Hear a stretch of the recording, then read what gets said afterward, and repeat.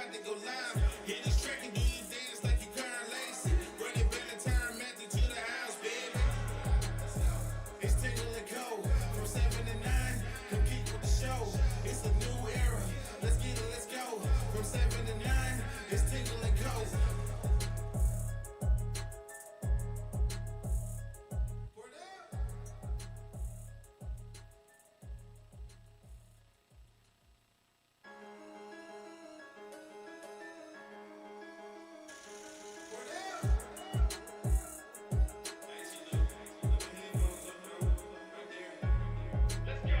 It's Tingle and Co. From 7 to 9. Come keep with the show. It's a new era. Let's get it, let's go. From 7 to 9. It's Tingle and Co. What up, Lloyd? What up, Lloyd? You can call me him. I'm Shay Dixon in the whip with them RPMs. Gotta pull up to the chat and shit out to them. Not trying to ball like big folk, then get out the gym. Monday through Friday from 7 to 9. When you see that notification, we about to go live. Hit this track and do you dance like you Karen Lacey. Run it back and turn Matthew to the house, baby. It's Tingle and Co. From 7 to 9. Come keep with the show. It's a new era. Let's get it, let's go. From 7 to 9. It's Tingle and Co.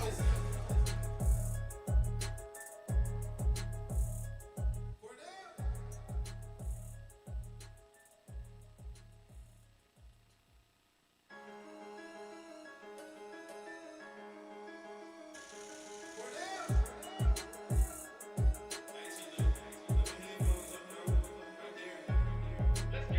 It's Tingle and Co. From 7 to 9. Come keep with the show. It's a new era. Let's get it, let's go. From 7 to 9. It's Tingle and Co. What up, Lloyd? What up, Lloyd? You can call me him. I'm Shay Dixon in the whip with them RPMs. Gotta pull up to the chat and shit out to them. Not trying to ball like big folk, then get out the gym. Monday through Friday from 7 to 9. When you see that notification, we about to go live. All right, welcome in and good morning here on this Friday. Let's go.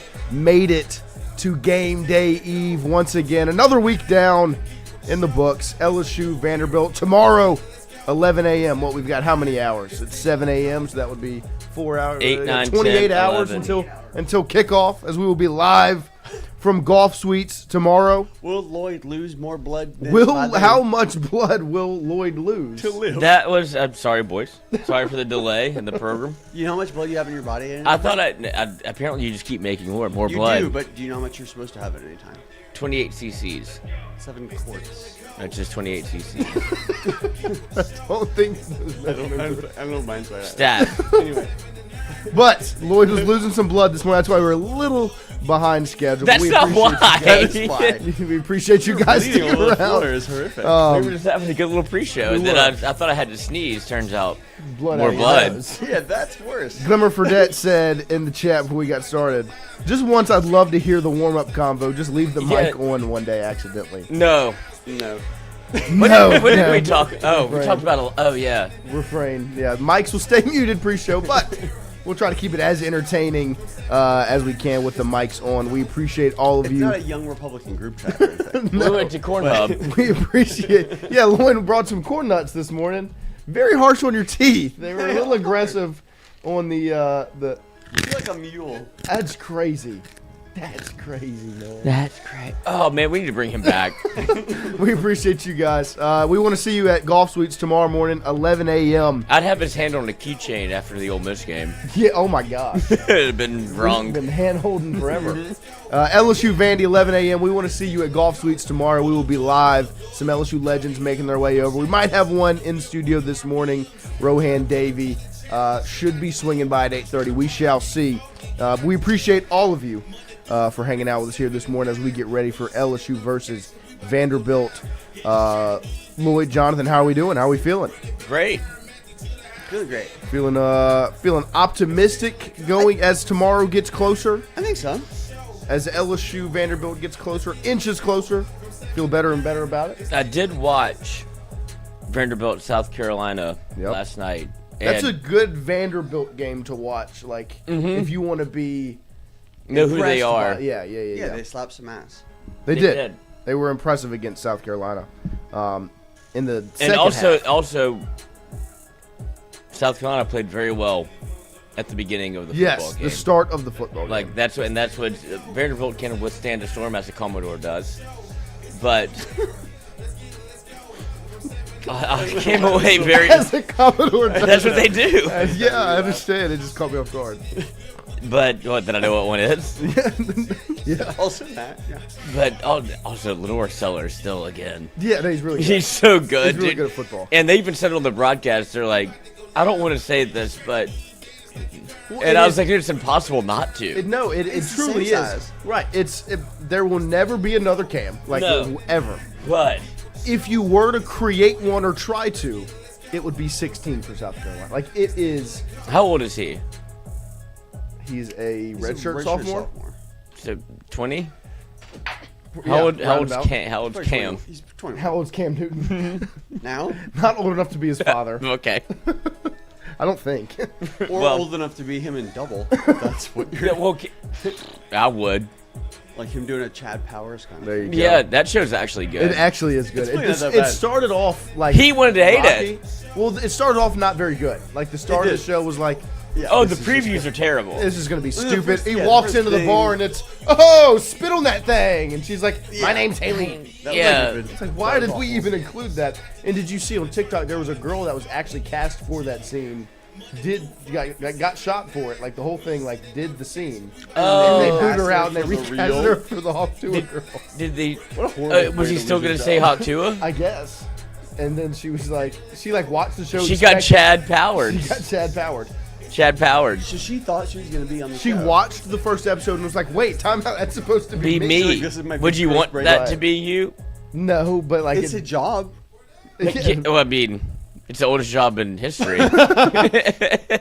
But we appreciate sick of all of you getting in here this morning. LSU Vandy tomorrow. Brian Kelly met with the media twice yesterday as he did his weekly press conference on Thursdays, as well as his radio show last night to preview Vandy. We will talk about some of the quotes from that. We also have our keys to victory every single Friday. We give you 3 keys to victory to get ready for LSU Vanderbilt. How will they win? We'll revisit those next week after the game, but we'll get those up for you. Also, last night, some more LSU fall ball tidbits. Shout out to Glenn West. He made his way out to Alec Box Stadium and the LSU fall ball infield for the purple and gold teams.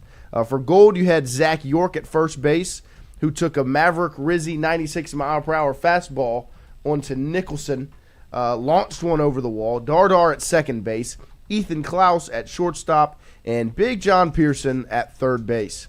For the purple team, Braden Simpson at first, Tanner Reeves second, Stephen Milam shortstop, Trent Caraway third base. That's obviously something to keep an eye on, who ends up at what spot in the infield. Obviously, shortstop is locked up, but it seems like every other position is up for grabs. Yeah, it's kind of fun not knowing that. Right? Yeah, first, second, third, and not only are they up for grabs, it seems like it's this rotation of almost the same guys that are going to fill each spot, see where they may fall, because you'll also have DH up for grabs. You have York, Dardar, Simpson, Reeves, Caraway, Pearson, all those guys kind of battling for second, third, first, DH. A lot of tools and toys for Jay Johnson this season. West Shin, who's the enormous guy that plays first? That is Zach York. Yorkie. That is a peak athlete, big Zach York, the transfer from Grand Canyon. He took one for a ride yesterday from what I heard. He got a hold of a Maverick Rizzy fastball and sent it over the wall out there. And Glenn West said, I believe, if you're driving down Nicholson and you see a baseball, that was due to Zach York. Used to be the Bear. Used to be the Bear. Now it's the Yorkie. Now it's the York. Good one. Sophomore catcher Kate Arambidi also slugs a home run past the left field bleachers. Scores 2 off of Cooper Williams. As well as there was some rotation on the Does infield. LSU baseball have a pitching problem? Oh my God. Braden Simpson also slid over to second base. Jack Ruckert went to first. Tanner Reeves played some third. They put Trent Caraway at shortstop. This is Jay mixing the bag up. I mean, throw all these guys in all these different spots, see what sticks. Obviously, those rotations don't mean too much right now. What's funny about Jay, even if he moved Milo from shortstop, I'd believe in him and be like, he must know trust something I don't. Yeah. I mean, if is that Milam on the mound? You could put Yorkie at shortstop, and I'd be like, he knows something I don't. Jay, like we said, there is no reason not to trust him wholeheartedly at this point. And I'm They excited. have 2 shortstops and no second baseman. Yeah, exactly. What By is the LSU back-to-back, baseball doing? they hike it to each other. Uh-huh. Like, look, yeah, like- look, see, Brian, take notes. It's gonna happen. Something's gonna happen. Yeah, but I'm just.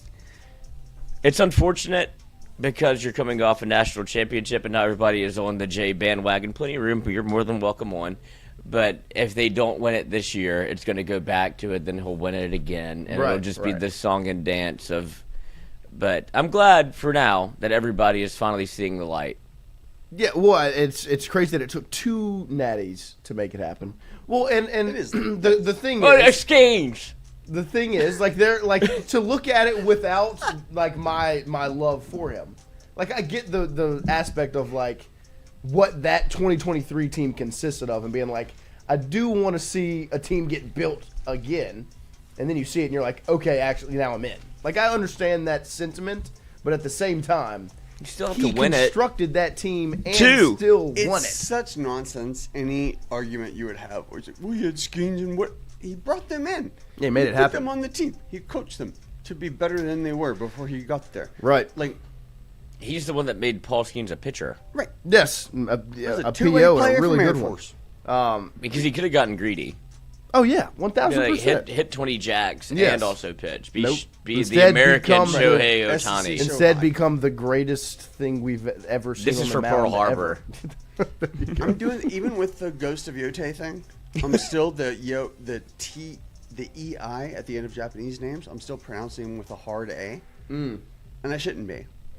I don't know how any of that works. Shohei. It's Oh, that's Shohei. yeah. the Shohei kid. Yote. Anyway, for more Japanese pronunciation stuff, follow Yeah. me on my Yeah, personal Duolingo. Instagram. Yeah, I'm terrible at it. Not Tingle and Co. In other I can news, do that one. In other news, Brian Kelly said that Whit Weeks, his injury is a bone bruise on the ankle. He was in a walking boot yesterday. And also, it's official. He shaved his head. The hair's gone. I know. Where'd Like you? all Do of you it? have a picture? I saw. I saw Rivers tweet about it, but I haven't seen it. Actual... So they saw him walking in the facility after the press conference yesterday. Let me But see. I Twitter searched him yesterday about the head. I thought I saw a photograph Shaving the somewhere. head feels Yep. Manchurian candidate as fuck. I Mm-hmm. don't love it. Here we go. Go to this camera. Camera 2. Oh, he's going Mohawk. Like that. Yep, there he is. It's gone. Rip to the flow is right. I don't mind it. I mean, he's gonna look good regardless, as long as the mustache stays. It's just. I don't know. It looks like a little ice agent to me, but Well, I'm sure he would take that as a compliment. I'm not saying it's a good or bad thing. It's just a different vibe. But the hair is gone. It's you can feel how you want to feel about it. Obviously, He's gonna do something else. This is not the final form no, of no, Whitaker no. Weeks. It's gonna mohawk. Yeah. It's gonna bleach maybe, some color to it. Like It's already gonna, blondie. Well, yeah, but I mean, Tiger it's not stripes. like What if he does? What if he Milam's Milam's it. Right. That's what I'm saying. Like he could. Yeah, he's there's gonna there's a lot of he's gonna options. do right. something. He's already done cornrows. If he shows up with Milam Tiger stripes tomorrow, I guarantee you a 21-point victory. Mike Minville, Landry Kiffin has infiltrated the team. Seville, he's young. He can grow it back in no time. That flow was special, though. It was. Well, okay, here's my thing. Let's hear it. I have a little Because bit. you have a flow. yeah, from the resident mullet. from man. the resident hairman. Well, not only that, as somebody that understands how Whit thinks, of Oh, like, do you? like Mr. I don't give a fuck.com. Right. He did that on purpose, and it made Landry mad. He did it. She's like, I bet you won't. And he's like, yeah. Keep saying it. He's like, Zach, get the Clippers. And then he got the Clippers. She's like, please don't. And he's like, no, it's already done. For Like, the resident of keeping your girlfriend off balance. Yes, That's where you're coming yes, I know exactly why he did it, because like you think you have power in this? Watch me. Like that's what he did. That was a whitweeksmove.com. Yeah. He does not give a fuck. Andrew Messina, I don't care about the hair. Is he playing tomorrow? That's LMAO? also true. That's the and that's the deal. other don't give a fuck. He's gonna play. Because that's my I was talking to my parents about it yesterday. Because my dad asked, he was like, "So Whit's not going to play?" I was like, "Look, I don't know what it would take for him, like what injury it would be for Whit to not play. They would have to not have a football on the field. Right. I will like if if there's a handful of players that if it says questionable, usually you can be like that probably means they're not going to play. There's also a handful of players that if it says questionable, be like that probably means they're going to play. And Whit Weeks is one of those guys that it says questionable. It's like questionable means he's good to go. Yeah, if he's shaving his head and it's a bone bruise, right? He's playing football. So I think Whit Weeks gets on the field. Obviously, that's not any. That's just literally gut feeling. Like I think Whit Weeks plays. It's a big game. I would just be surprised. It depends how bad the injury actually is, and I have no insight on that aspect. Into the two claps for this morning. There's a rich man in college football now. Old Cignetti got that job opening bump. As Penn State opens up, his name floats around, and Indiana ponied up the cash, dropped a bag to keep their fearless leader in Indiana through 2033.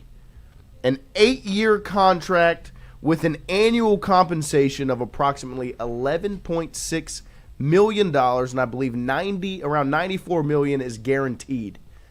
So as Penn State opens up, Indiana says, nay, keeping our guy. Watch me whip. Watch me nay. Nice. Kurt Cignetti, rich man. Bobby, I didn't know Indiana had the football cash like that. That's honestly $12 million a year. Blew my mind when I saw that. That was the part that really jarred me.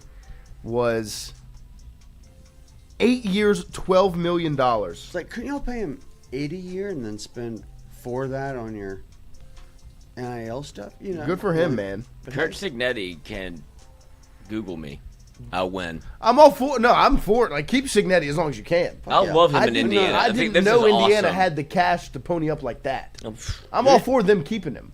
Who's yours? I'm just like, I didn't know Maybe that's they- basketball. they I didn't know they had Not anymore. I didn't know they had the football cash to But pony this up is like that. this is College sports. We're a football school now. Right. that's what I'm saying. This is a smart pivot. They haven't won anything in basketball No, it's true. forever. They've been awful in basketball for. And now you have a coach that wants to be there. Right. Like that. Created excitement but also around the program. you've signed a deal with the devil.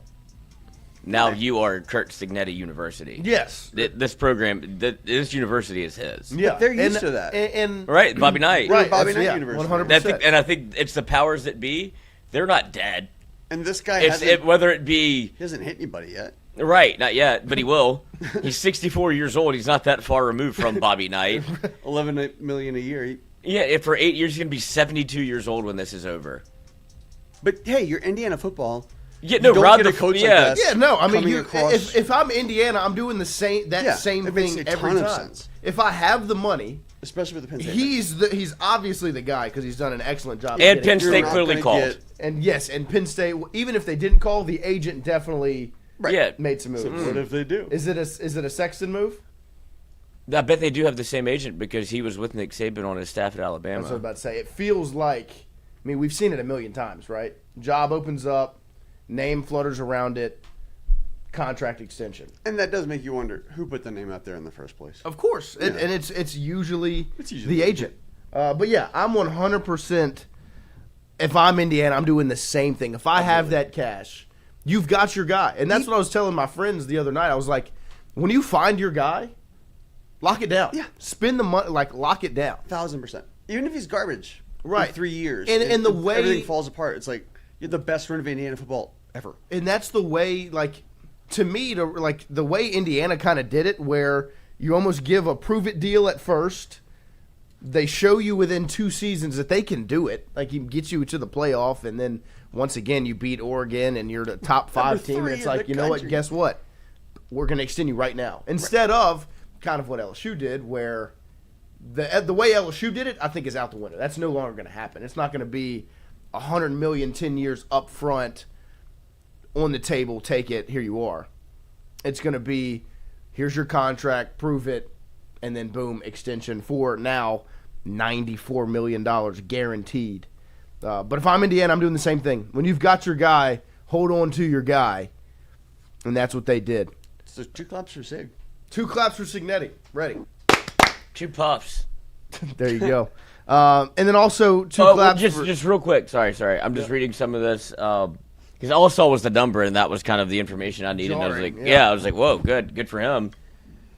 This is multiple layers to this because under his previous deal, Cignetti's buyout was set to drop to $10 million on December 1st, a number that now climbs to $15 million under the new contract. Still not enough money for Penn State to worry about, but anybody to worry about. If Indiana fires Cignetti without cause during his new deal, $93.25 million becomes fully guaranteed. So he's wow. He loves football and his family. I'd almost start losing on purpose. Yeah, I mean you've seen it happen before. Show me what door to walk out of. Tell me where to go home. But I mean, that buyout is still extremely low. That's right. Like that doesn't stop me. That makes no sense to me. $15 million. That's what I'm saying. I thought it was that's what I'm saying. There's layers to that. That's crazy. It does seem like an invitation. Because that seems to get that's wide in open 2 years, but for a school a job that Cignetti would take would be the big to go from Indiana to one of those jobs would be a big name that definitely has $15 million to spend to buy him out. So Indiana's all in. Cignetti is foot out the door. Right. 2 years from now, let's just play a game. Michigan. 2 years from now, no. Brian Kelly, LSU. He decides he wants to get into soccer. He starts coaching soccer. It's been the wrong football all along. And Sig is terrible there, at special teams. and we got to pay him 18, and he's 66. Do you want him? A disciple.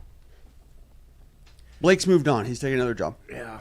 I mean, that's the real. I mean, that would be obviously there are a lot of factors that would play into it. I'm because playing. I personally that buyout's not enough to scare me. Exactly. No, not at all. I personally want to go younger. Me too. If the next for the next but he has Indiana in the top but 5 for the next 2 agree. years. Do you think? No, I mean it's 1,000% you call. Right, you call him. You definitely ring the phone. You get a little horny. You ring for the it. phone. Yeah, you definitely, late night. You definitely call. Late night. That's for sure. I'm interested. You What text him does the after, chat too. think? Y'all's answers. Do you give Sig I a call? love Sig. I think he's fucking great. He is excellent. No, he is a really good football coach. And what's funny is like even with his personality, which I think is electric. Yes, he would have to win here because it's the same kind of brash. Like Brian Kelly, I would say has a brash personality. Yes. Somebody that's very cockstrong in what they think and like this is kind of my way. And that did not bode well so far here as it was not welcomed with open arms. I feel like Cignetti's a different kind of brash where I think it would be welcomed. It absolutely is. Yeah, I mean, I think it's similar, and I think we were talking about it. We were talking about jobs, I think, yesterday, and we were like, when you hire a guy, you've got to accept that, like, kind of how Cignetti is. Like, now Indiana, like, you are at his beck and call. It's funny, and I don't know if it's just because we're personally attached to LSU. I don't view LSU that way. Like, that's not right. LSU is not a place that it becomes the culture of the head coach. The culture of LSU has been very easily laid out. I think that's where the frustration with BK came in. Was he came in and was like, and that was I think our pushback was like, you're not there. No one is bigger than the university. The blueprint was laid out back in 2000 when Nick got here, and you've seen 2 coaches after him get rings just from following the blueprint. You don't have to go surfing, brother. This is like this is boogie board. That's where I agree with you on the front of like if LSU was to ever bring Cignetti in, it would be like there would be some clashing, 1,000%. Because he's Google me. Right, that's who he is, and LSU is of the same like Google me. Us. This should work. This is and so it's. But we've also done pretty well with it would be big interesting. personality coaches. It would be interesting. I think another name that is all just fully interesting to see where the cards may fall. Lane Kiffin in this cycle, if Florida opens up, if that conversation starts, like if he's that comfortable in Oxford truly, because I mean, if you go watch that documentary, it looks like he's loving it. But at the same time, that's what it's made. They want you to right. But at the same time, that's what that's for. And on top of that, that's also how Lane plays it. Yeah. Nobody thought he was leaving Tennessee. He named his son Knox. It's like, I mean, he's like, here forever. He's like a Beckham. Like, Brooklyn Beckham, Victoria Beckham. He's gone, and then he was gone in the same day. Then you just find out it's everywhere the baby was conceived. right. So it's probably in Tennessee. Yeah. Why are your 3 kids named Vegas? Reno. Oh, that's not mine. But it'll be interesting to see how the cycle, the carousel, that coaching carousel pans out this offseason. Also, 2 claps. Because somebody, like, real quick, I know this isn't the Penn State show, but it is going. They're going to take Matt. Like, they clearly took a swing already at Signetti. Like that. You think so? That doesn't just happen. Well, no, I agree. But that would be your first call and only call. Like, that's your first pick up the phone. No, I agree. I think 1,000%. You fire him thinking you can get Signetti. Yes. But I also do know that there are agents that will say, hey, we got the call from Penn State. Like, that happened. Even if it hadn't happened yet. That's the thing. It was going to happen. I don't know if it had officially happened. I think Penn State it was bound to happen, and so that's why it at the top of a short list, but his agents also knew that, and then yeah, but you'd have to. Said, I guess you look. Do you guys want to be any good at football? Right, or do you want to go like? And if you're Indiana, you have to do that, right? Right. That's because a great otherwise, investment for them, dude. Yeah, otherwise, like you had them by the nuts. Because if you're like, oh, do you want to fade back to irrelevant and everything? Because Signetti got you here, so you might as well like if you have once you get it, you hold on and to nobody else is getting you back here. No. Right, like this will never happen. This might not happen again. No, and that is why if I'm Indiana, I'm doing it. Yeah, you did exactly this every single time. And then that's why you agreed to this buyout number being so low. Like, well, we really don't have an option. Yeah, right. Like, whatever you say, we're going to do. He has all the power. And he's like, if that beautiful job offer comes across the table in 2 years, I want to be allowed to take it with no problem. That's that. Yeah. And Indiana's like, we're just here to ride the wave. College football. It's also going to be Matt Rule. It's got to be. That's the other thing. We just kind of decided. It'd be very interesting to see how the carousel pans out this offseason. Or me, frankly. There you go. James Franklin? No. Again? Penn State. They called me. Thursday Night Football also deserves 2 claps. That was a blast from the past there. Flacco and Raj delivered last night. The Unk Bowl, as it had been dubbed. The 40-year-old men going at it literally looked like Thanksgiving preview. Like it was unbelievable. It's like they both went back in time just to deliver on a Thursday night. The ego of the white man is insane. Like you can throw it, I can throw it. Like I think they both woke up extremely sore this morning. Oh my gosh! Well, you saw Raj after he threw that Hail Mary at the end. He was like, so I think he was kind of surprised that he still could. I mean, let it eat. It was like 70 yards in the air. And at the same time, he was like, should have did that. Yeah. Wrong. Thursday, I got till Sunday. Yeah, but it was a great football game, and those 2 guys put on a show once again. Speaking of put on a show. Go Bengals, get wild. Jamar Chase. Really good at football, huh? Yeah. Pretty impressive. Like, Flacco was almost in shock of what he was throwing to with Chase and Higgins. Has like it was Flacco like ever played with That's what I was just about. a receiver? He's had some pretty good receivers. He's never had a ones, Jamar. He's never had a Jamar. He's had some, I think like Steve Smith went there after Carolina. But that's not. And it was like that's not peak Jamar. No. This is as good as it gets. This guy's 20. I mean, this peak Jamar, impressive. And it's crazy that those 2 are probably one of the most talented to ever pick up and throw a football. Between Joe Flacco and Aaron Rodgers, like that talent just doesn't leave. Well, and I was watching it. Flacco, it's effortless. Whenever he came out of Delaware, it was like, who the fuck is that? It's impressive. You don't think of him like that, but like he's won a Super Bowl. It, man. Like he has fucking league. He's won. Like you'd make an argument like he's not a Hall of Famer or anything, but that's a guy that's great at quarterback. Elite. Yeah, and there you go. And like what I was thinking when I was watching, it was funny. Flacco takes the Bengals down to score. They kick a field goal, I think, go up 30 to 23 or whatever, 30 to 24. And then Raj gets the ball back with 2 minutes, 20 seconds, and I was like, this is what he does. This is what he does every time. He goes down and scores in a minute, and it flips over, and I'm like, Flacco's going to go do the same thing. And so Flacco marches him down. Shout out to T. Higgins for being a very smart, intelligent football player. Makes the catch, slides down so they can milk the clock. Mm-hmm. McPherson hits the game winner. That was, you literally sat and watched 2 of like two professional OGs. quarterbacks Right. at the end of that football game where they managed it perfectly, made the throws, the right decisions. Clockwise. Did it all. Like, literally, I was like, they left too much time for Raj. And Raj He goes down and scores almost like in their own detriment of Freiermuth catches that ball. Great play by Rodgers. Freiermuth catches it and gets in the end zone. I was like, a minute and 20, that's too much for Flacco. Too much time for Russ. Flacco. Too much time for Flack. That's too much for Flacco. It was impressive. Flacco. It was impressive. Shout out to Thursday Night not Football. on his back. Extremely Oh. fun to watch. 2 claps. Ready. Hey! Don't forget, every single day we are brought to you by AJ Sports Cards right there on Drusilla Lane. AJ Sports Cards. 3348 Drusilla Lane is the address. Phone number 225-831-4508 if you have any questions about what they have in stock. Hobby boxes, retail, graded cards, singles, Pokemon, and some supplies. AJ Sports Cards on Facebook at AJ Sports Cards 225BR. They've got an event coming up in mid-December right there at the Elite Football Academy. They still have vendor spots open. Reach out to them if you are interested, or you can swing by like we will. All right. LSU, Vanderbilt, 11 a.m. tomorrow. Keys to victory. Lloyd, if you want to throw that graphic up on the screen. Me and Lloyd discussed it yesterday. Ken Folks got his keys to victory as well. The graphic is the same, so Ken Folks were left off the graphic, but he will still get to spit his knowledge. I'm okay with it. And where he's expecting LSU to find success. Vandy will be wearing, in uniform-wise, they're going to go gold caps, black tops, black bottoms. Mm-hmm. And so that, to me, screams all whites. All whites.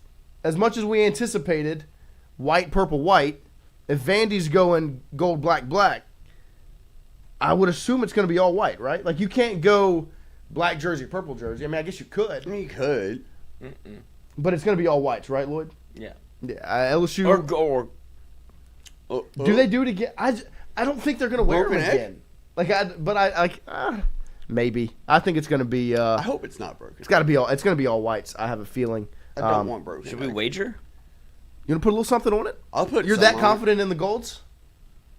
I'll definitely put some on. it. I'm I very just don't confident think in I the would be white. shocked because not shocked, but it's not one of those like Nike elite uniforms or a one-off or a silent season. They just Right. made them. Yeah. They're still in there, and you won, and this is the team you played in them. So now this is. So you. I think it might be just for It might be a Vandy. Vandy We're bringing thing. up like last Yeah. year's luck. Like, for- well, it just might be a Vandy. It might thing be now a where like it's a you wear spike gold play. and play that- Vandy. Yeah.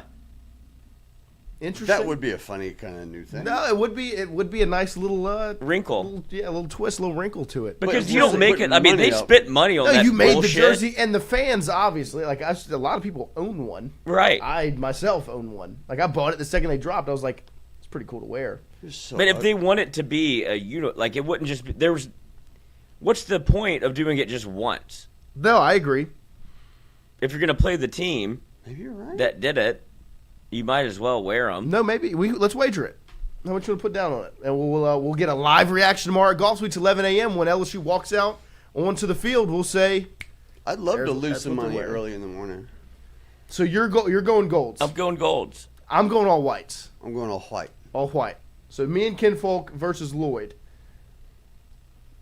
10 grand Shot collar Shot collar. and 10 grand on the stream. All right. Oh shit. Let's do it. Okay. There it is. There's the wager. Lloyd's going gold jerseys tomorrow. Kinfolk and I, LSU rocking all whites. No way. We will win. we will react to it live at Golf Suites. Make sure you join us there.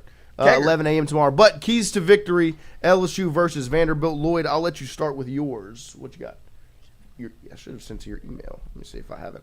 I'll let Lloyd start with his. Or Kinfolk, actually, you start with yours while we wait for the graphic. Oh, mine are the wrong ones to And start with, but let's funny do it. enough, funny enough, one of the reasons why is because C. Veal says a good night's rest is the key to victory, Well, I disagree. which is actually in complete contrast to your first key to victory. What's That my third? It's It my is, third. but I'll let you start Yeah. with that one as it contrasts with what he said. So, yeah, I'll go 3 to 1. Number 3, stay up all night. So you think it's a night game? Yeah, so your first key to victory. Fuck 11 a.m. Stay up all night so you think it's Let's a night pretend game. it's a night game. So reverse your sleeping schedule. I hope they're asleep right now. Right. Right. Stay asleep. So you wake up at what time would be? I think they wake up like 8 p.m. Not 8 p.m. 8 p.m. tonight. Yes. You wake up at almost midnight. Mm-hmm. And 11 And act treat it like a 6 p.m. game. Is it a 6 That's p.m. my number one. Interesting. But So in it's complete better- contract with what Seville says. It's better as a punchline, but I'll still go for it. Well, did this theory to beat jet lag whenever we went to Sean traveled abroad, as it were, Right. and failed the classes. My father and I he did more than I, came up with we should stay up all night. And I think he just wanted to have a good time.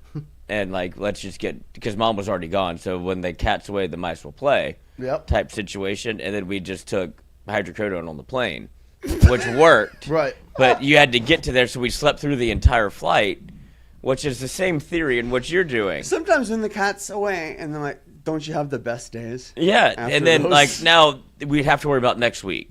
Of course. But of course. we're trying to go not- if we're trying to go 1-0, Not focus a on problem 1-0, you going read- tomorrow. Yeah. The way you roll off the options out. Whit is Weeks you, is clearly sleep deprived, if what I'm seeing. you reverse the Let's sleep turn schedule. 11 a.m. into 6 Into p.m. 11 p.m.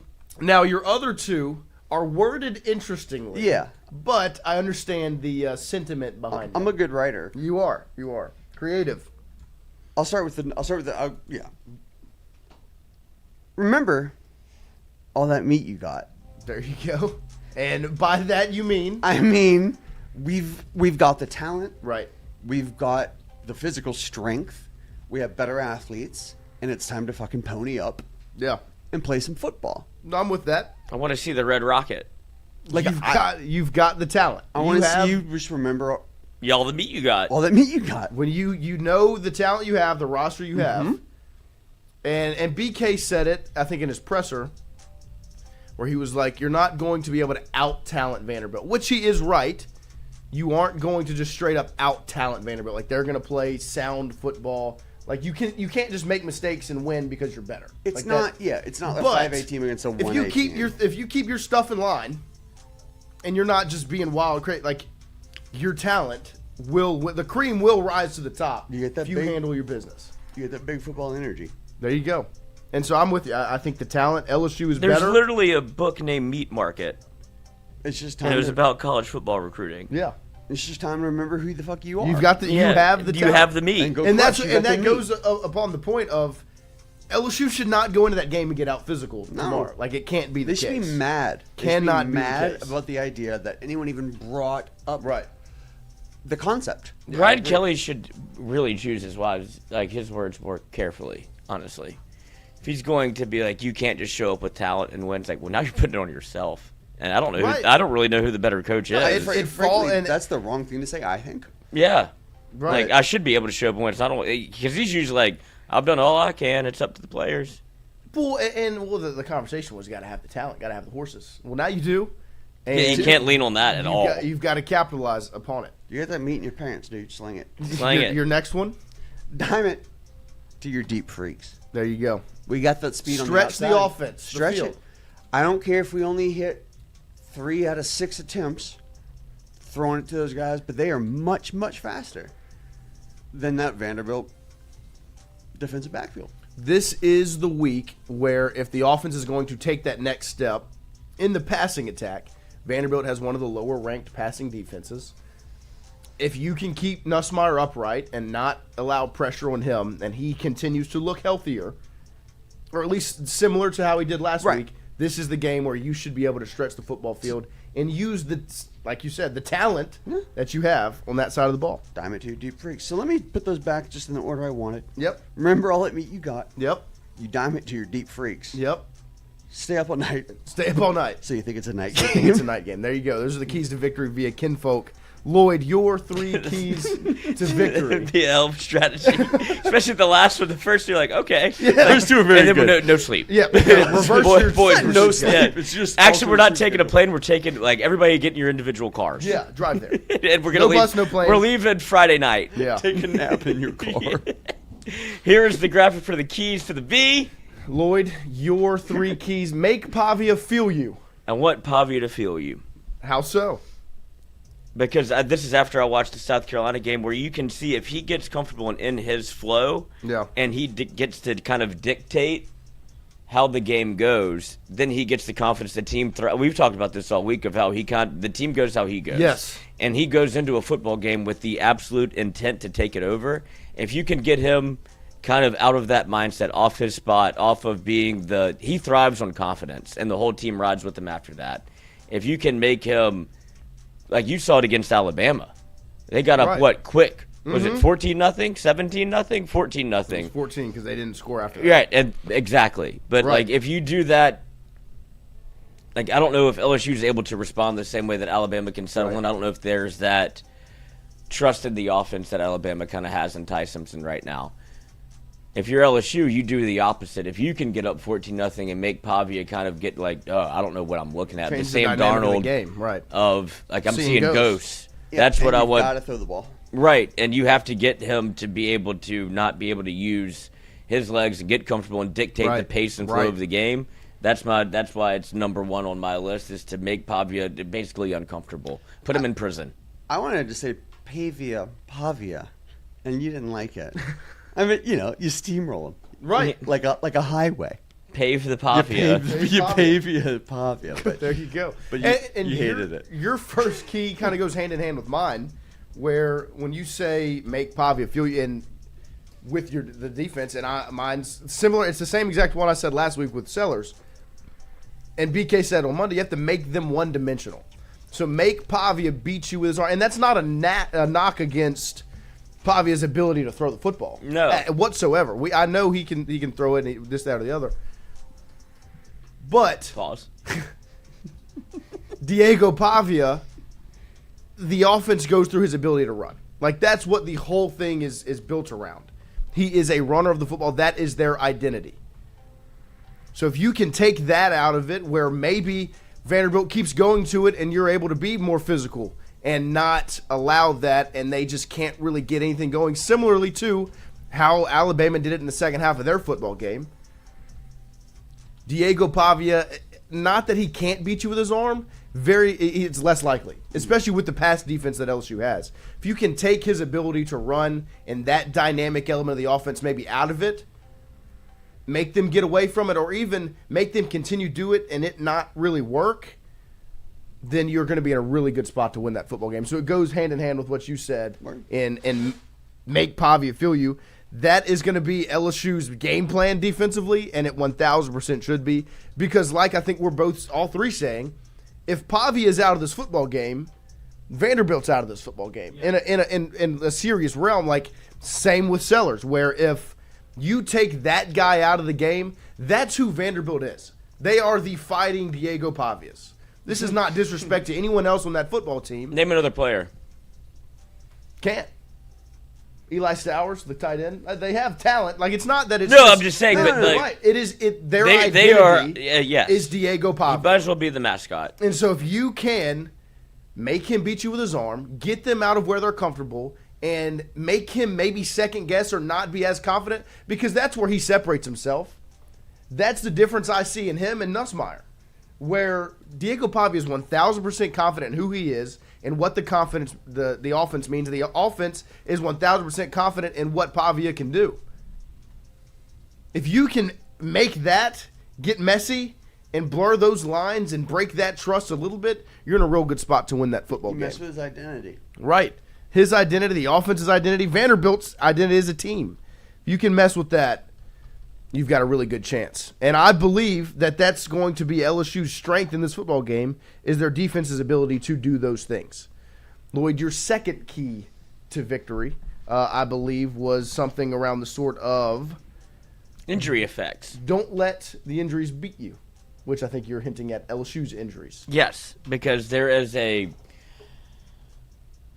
it's hard to get a read on what the exact situation is whenever it becomes you're listening to a press conference, you're trying to, and I know that the SEC has mandated you put something out, but the effects of Bernard Gooden, right, Whit Weeks, Jimari Butler, it's starting to add up in a way that Gabriel Reliford already being out. Gabriel Reliford's out. It's starting to, as deep as you are and as much talent as you have, it is starting to add, the totality of it all is starting to become a thing. Right.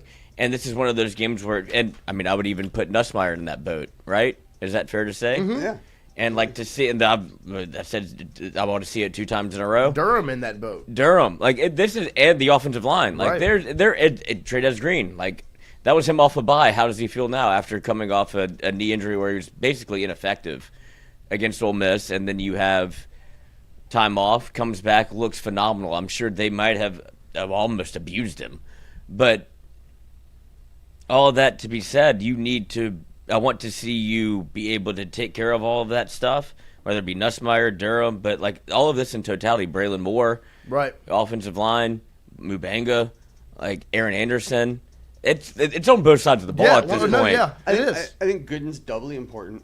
I don't think he's going to Especially play. with No, he's not. What y'all, I know, but that's a huge one to have to negate because like what y'all are saying is you have to disrupt Pavia. That's a huge guy who would have done that, right?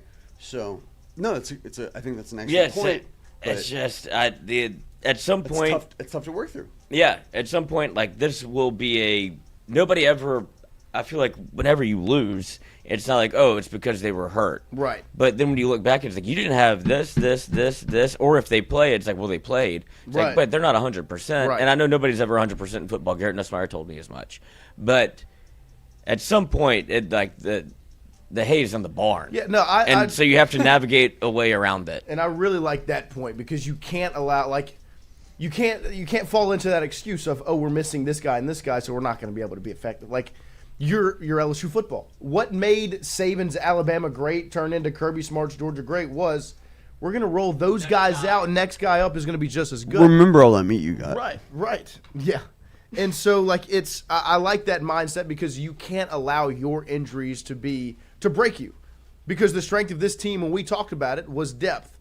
Besides like one group, which was the offensive line. Especially against Vanderbilt, that is a team Right. that has, good players and again plays as a unit, but we have a distinct and definite advantage. Right. And so you cannot allow your injuries to defeat you. And on top of that, you've got to find a way to be effective, like Lloyd said, with the injuries, because they're there. Like you have the wear and tear.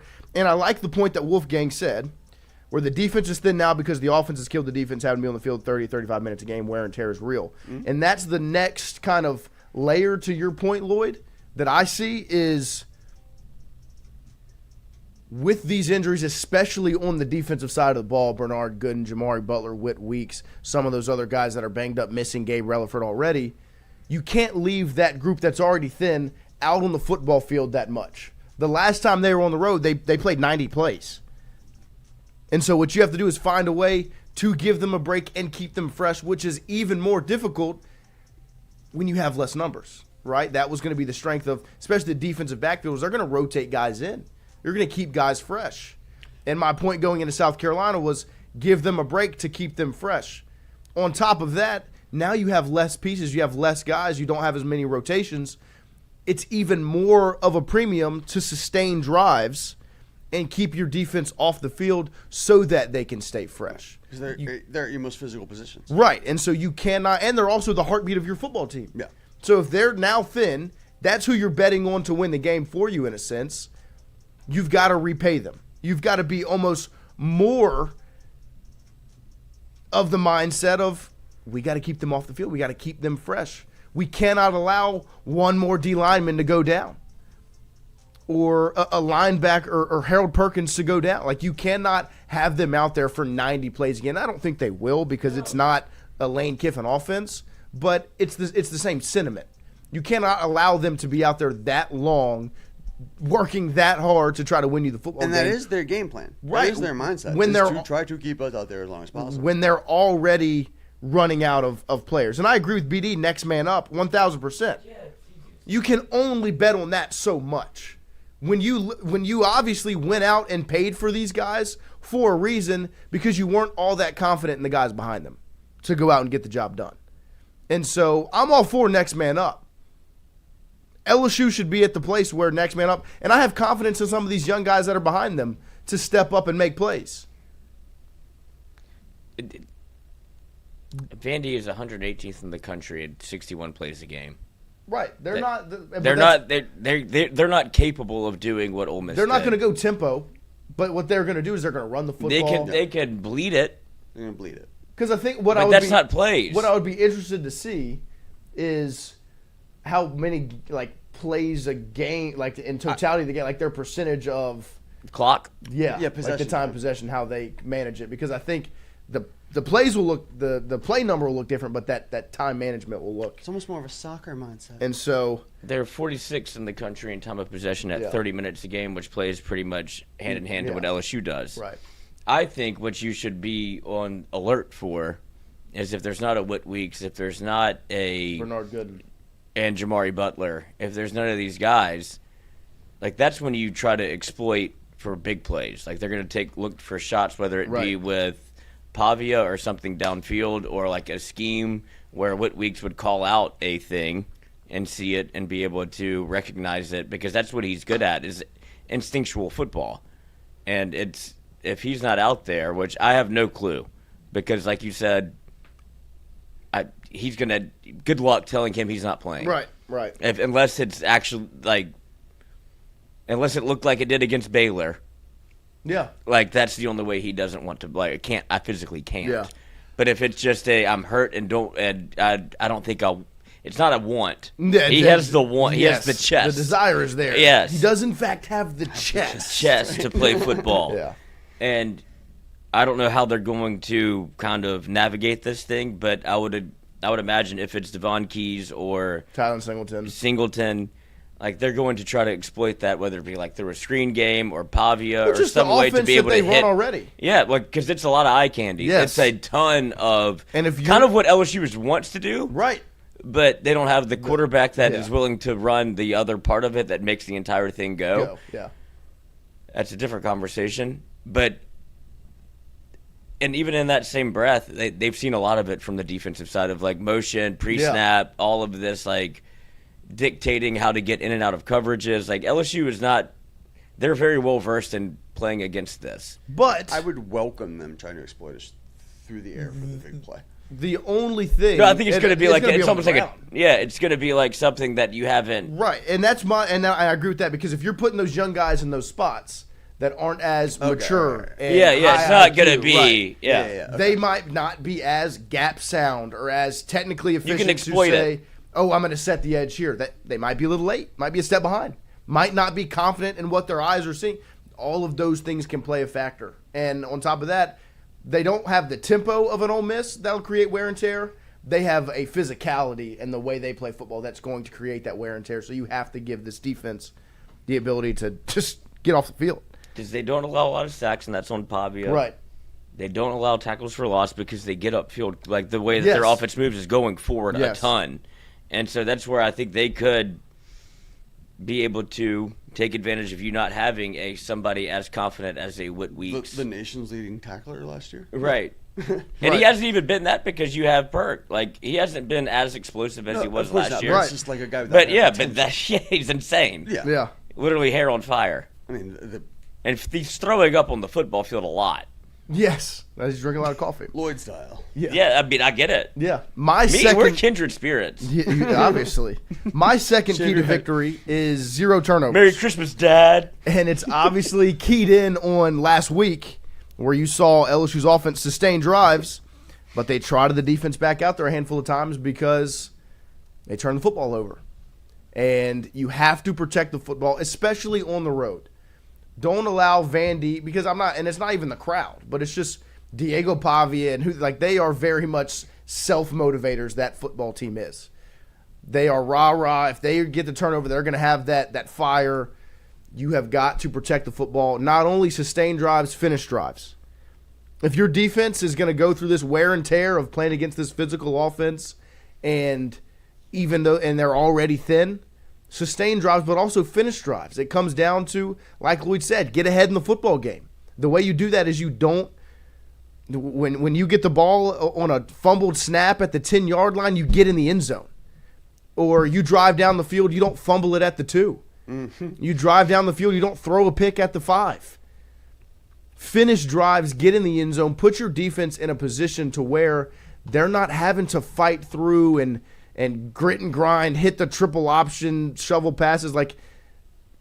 Make Pavia get in a 5-step drop, a 3-step drop, and just drop back and have to throw, and allow your pass rush to pin their ears back and get after it. do those things to put yourself in a position to be successful, and you just can't turn the football over on the road. It's not going to work the same way it does where you get away with it in Tiger Stadium. You cannot turn the football over on the road. You saw it against Ole Miss. It was one interception. It came back and bit you because you lost by 5 points and you squandered a drive. You can't do that on the road. And LSU, that's a key to victory for the rest of the season after seeing South Carolina, where if you're going to take those steps offensively, don't squander it by turning the football over. It's a key to LSU finding success and finding a way to get back in the hunt that they could very well be in. They have to clean that up. But on the road against an SEC opponent who's hungry, who wants to beat you, you can't turn the football over. You can't give them life. Who said they think they might shut you out? Yes, you cannot give them life because that turnover, they are the type of team that is very complementary to one another. They have an identity that is bigger than just offensive identity, defense. They have a Vanderbilt identity, this football team does. If their defense goes and gets an interception, Diego Pavia is going to light a fire in him, and he's going to try to make you feel that. That's like such a great point, actually. Right. The idea of the Vanderbilt identity, because that really is a hard thing to accomplish in terms of an entire team understanding offense, defense, special teams. It's culture. Right? Culture's a hard thing to build. Culture's a really hard thing to build, and that is what they have done. That's Vanderbilt's biggest. I would not like it would be Pavia and their culture, or some of the maybe their biggest advantages going into this football game. Where if 1A, 1B, if you throw an interception, it's going to light a fire in that offense, and they are 1,000% committed to making you feel the effects of that interception in a way that South Carolina really wasn't, because they didn't have that same culture or identity on that side of the football. And so you've got to limit turnovers. That's a great way to put it. Lloyd, your third key to victory, the keys to the Nuss bus.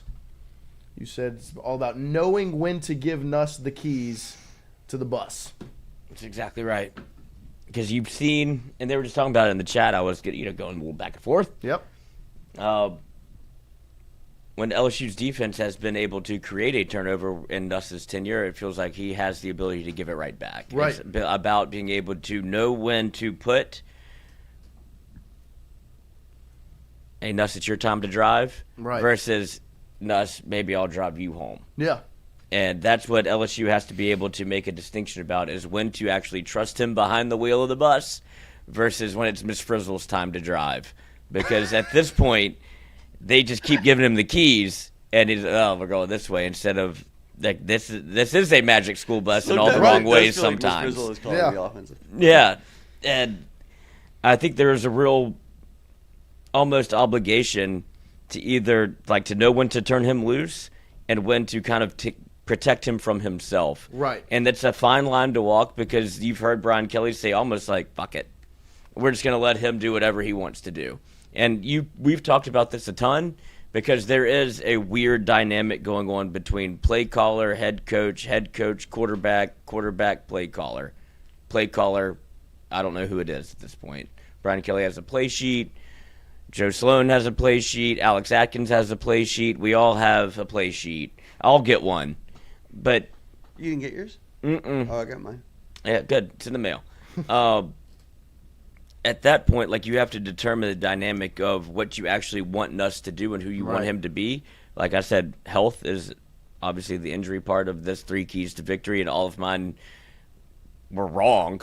And it didn't matter because you're that good. But South Carolina's not that good. Right. And I do think, and it was a home game. Yeah. There has to be a time, like, set and setting for Nuss almost to give him, like, dangle the carrot just close enough for him to believe that he's in control without him actually, like the invisible hand theory of, like, you think that you're doing all of this, but actually it's somebody else doing this for you. It was like I was saying the other day, where when you're taking that left turn on the road, you think you're making that decision. The big decision's already been made. Right. You're just following. They already made that decision where the road's going. Get in a Tesla. Right. Where the decisions are made for you. Right. Just autopilot. But when it's time to. But when you need to take over. I want you to, because I know you can drive, and I know you want to. Right. But at some point, 18th century economics, the Yeah. invisible hand of the market. That's what you're talking about. Yes. Yes, and I agree yeah. because I think No, I love and it. we talked about it on I love Wednesday, it. where it's like, if you're going to accept and live with who Nussmeier is, which I think is where Brian Kelly is Kelly just and faded Sloan are at, into. where they're just like, this is He's our a- guy. give him candy. Fuck it. This is the situation. We'll pull the teeth later. If you and I was talking when I did that radio show yesterday, they asked. Oh, like, nice. they asked. Oh, Like, special. what Yeah. the question was, what does Nuss's swagger mean? Like when they say that Nuss needs to get his swagger back. This, that. I was like, it just means that he's back comfortable with who he is. To Diamond to his deep freaks. There you There go. you go. And with that comes probably a handful of mistakes. That's just the case. That's just the situation. And if that's who he is, and it's been accepted, you've got to be able to scheme around that. When you get to a must-score situation, whether it's 3, whether it's 7, and you're in that blue zone, don't put him in the position to make a bad decision. Mm-hmm. Now, if you're in a must-score situation and you need Nussmeier to be like, you know what, last drive against Ole Miss, take risks and make plays. He can also do that. It's all about give and take. That's what this current quarterback, coach, play caller, OC dynamic is. Give and take. You've got to either give, like Lloyd said, give Nuss the keys, or maybe put it on autopilot for this drive. When they get across the opponent's 40, maybe rear back a little bit, tell them to do get back to Clemson Nuss, where it's dink and dunk and drags and handoffs and screens. And not RPO, peak zone, this, that, or the other. Like, It's the cross routes to sharp. It's the gimmies. Yeah. Make his life easy. Take it easy on his brain. When you get into those situations, don't put him in the position to shoot you in the foot, because but also, you would be lying to yourself if you were telling yourself that's not who he is. right. That's where that setting. Yes. Time and place. Give and take. Because you have to instill some sort of confidence in him. They talk about, like, this man was talking about swagger while he was in an LSU conference room. Right. With reporters in it, and he's the one looking at the ground. He looks like a beaten dog, and it's like, you're talking about swagger. That's not it. Right. And I'd like to see him get some confidence back to where he's not doing this, talking to reporters like, I would rather You be said hopeless? anywhere else in the world. Use Yeah, and the talking word about hopeless. he looks like he's depressed. Yeah. You don't want full Jarrett Lee energy.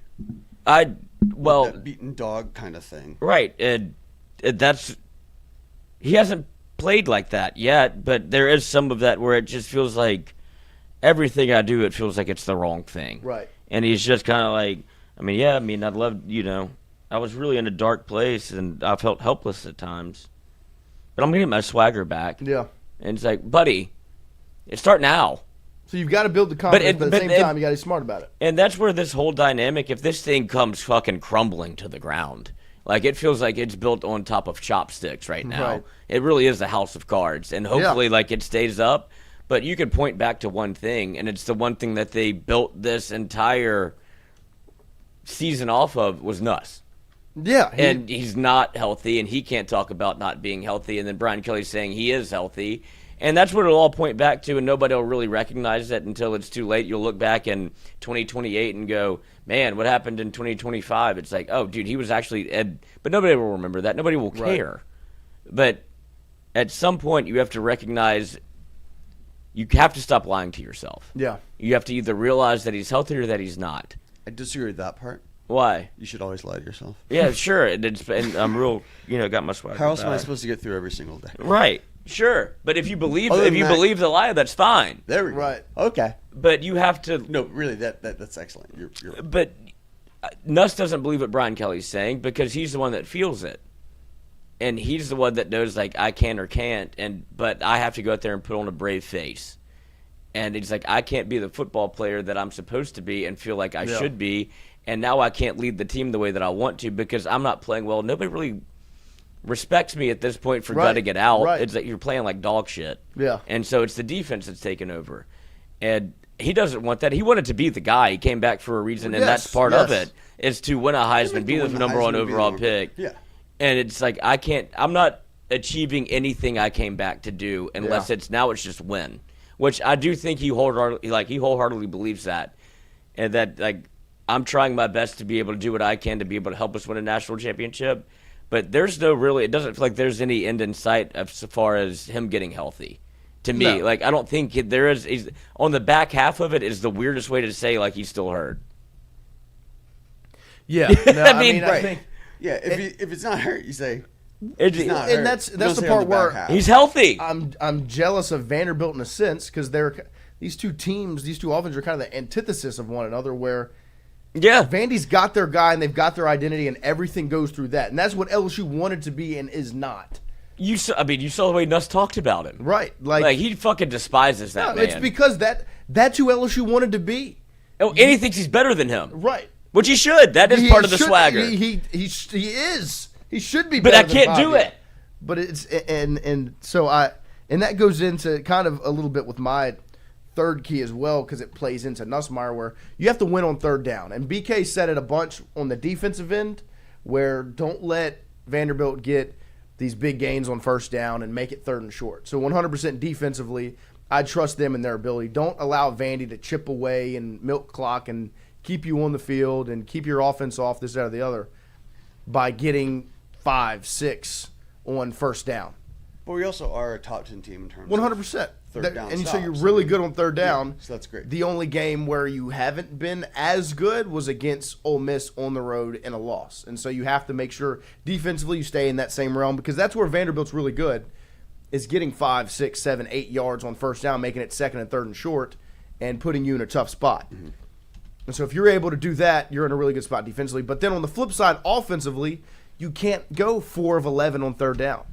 You can't get to third down and make bad decisions. You can't get to third down and be obvious in what you're doing. All the issues that LSU has come to a head on third down. Your quarterback's decision making when the pressure's on to try to get a first down, your ability to run the ball on third and short, and your offensive line's ability to stop a pass rush in pass obvious downs. All of those things come to a head. Your play caller's decision making on what plays to call. All of those are on broad display on third down. So on third down, defensively, don't allow Vanderbilt to be comfortable on third down. And offensively, you have got to be able to be efficient on third down. And don't Whether let that's- yourself have. I'm sorry. Right, no, you're good. Whether that's Caden Durham being able to run the ball and being physical up front, whether it's trusting Trey Green on third down to make plays, whether it's Aaron Anderson being back and it being third and Aaron Anderson, or it's just Nuss tucking and running on 3rd and 8. That was huge to be able to watch in that football game last Saturday. A 3rd and 8 where Nussmeier gets pressured, steps up in the pocket, runs for 12, 15 yards. Massive. Joe Flacco pulled a read option last night.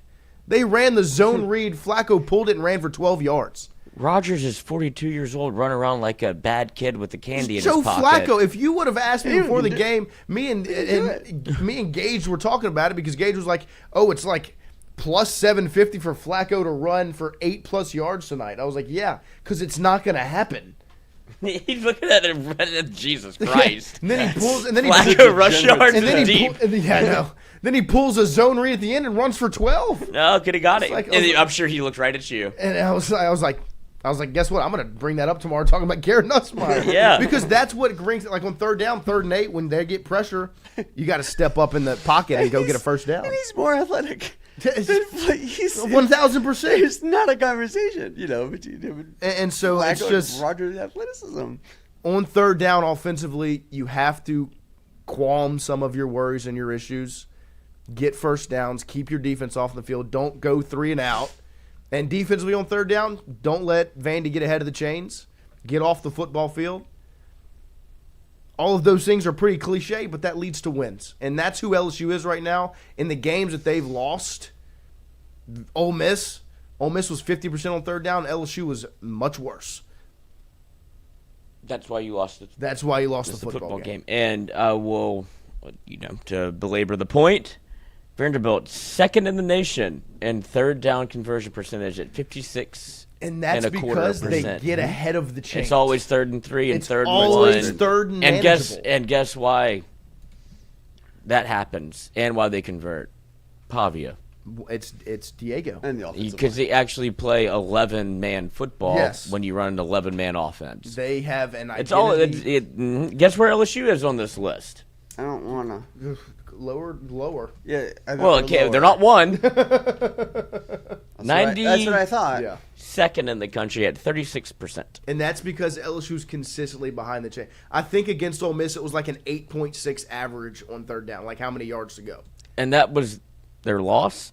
But Yes. that does make it just that much more important to diamond to your deep freeze. Yeah, I mean, you Yeah, gotta be able to throw it down the field. And I really do agree with that because at some point, You have to unlock that. You can't keep playing. There's a reality that we're not going to run the ball back. You can't keep you playing. need to 20-yard hit football. explosive plays at some Right. point. You can't, and it's who you were. You cannot keep playing 20-yard football where everything is within 20 yards. 4 of 11 against South Carolina. On third down. Yep. I think that's And you won that game, and that's not good. That's less than 50%. What is that, 44? 36% That's disgusting. against Ole Miss. 2 of 11. That's worse mathematically. What's that, 18%? Yep. Bad, man, bad. Don't forget, every single day we are brought to you by CAS Roofing and Advising. You see the folder right here to my right. CAS Roofing and Advising. It's not just another roof. It's our reputation. Shout out to the guys over at CAS. They do excellent work. And our guy, Pierce Patterson, is the guy you need to call. 225-910-0619 is the number.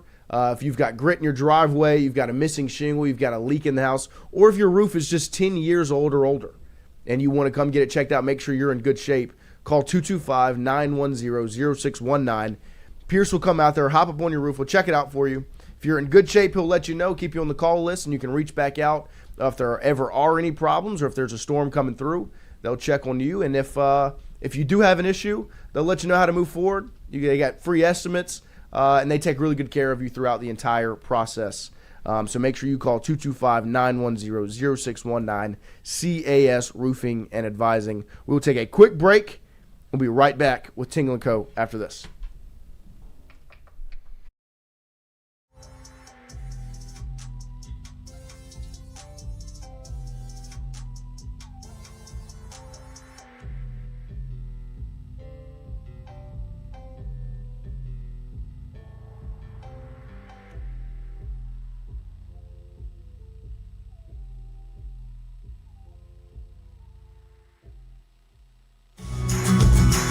Wardos was created in honor of Alan Ward Granning III, fondly known by family and friends as Wardo. In 2019, the oldest brother of the tribe passed away unexpectedly. His remaining siblings and loved ones wanted to honor his memory in a special way. In 2022, Ward's family decided to combine the need for a sandwich shop in downtown Natchez with a desire to pay tribute to Ward's love of good friends, good times, and great food. Through blood, sweat, tears, and countless hours of hard work, Wardo's was born.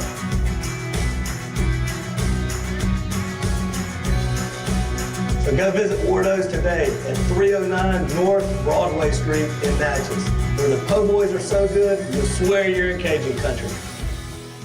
Hey, Miss Lou, come visit us, Tom and Ryan Granding at Go Martin on the Go Deli. Go Mart has clean restrooms, community coffee, an awesome beer cave, and a great selection of anything you may need. Located at the corner of Highland Boulevard and Highway 61 South in Natchez. Also stop by Wardo's Po' Boys at 309 North Broadway on the beautiful Natchez Bluff. Where everyone is family.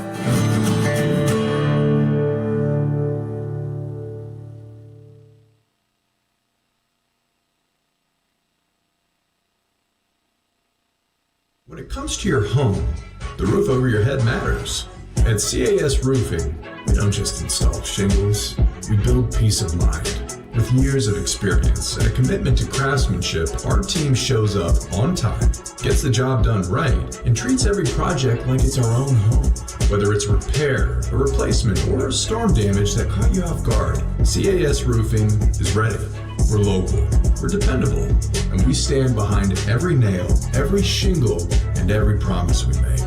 Because at the end of the day, it's not just about roofing, it's about protecting what matters most. CAS Roofing, built on trust, backed by quality.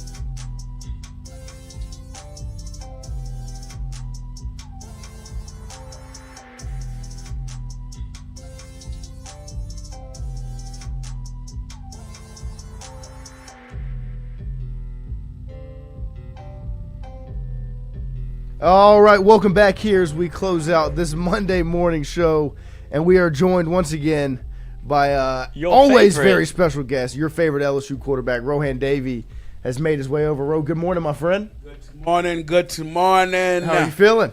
I'm good, man. I'm feeling good. Game a day away from game day, so the day before I'm always excited. Of course. Yeah.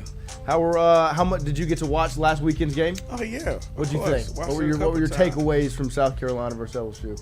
Same crap. Right. I mean, honestly,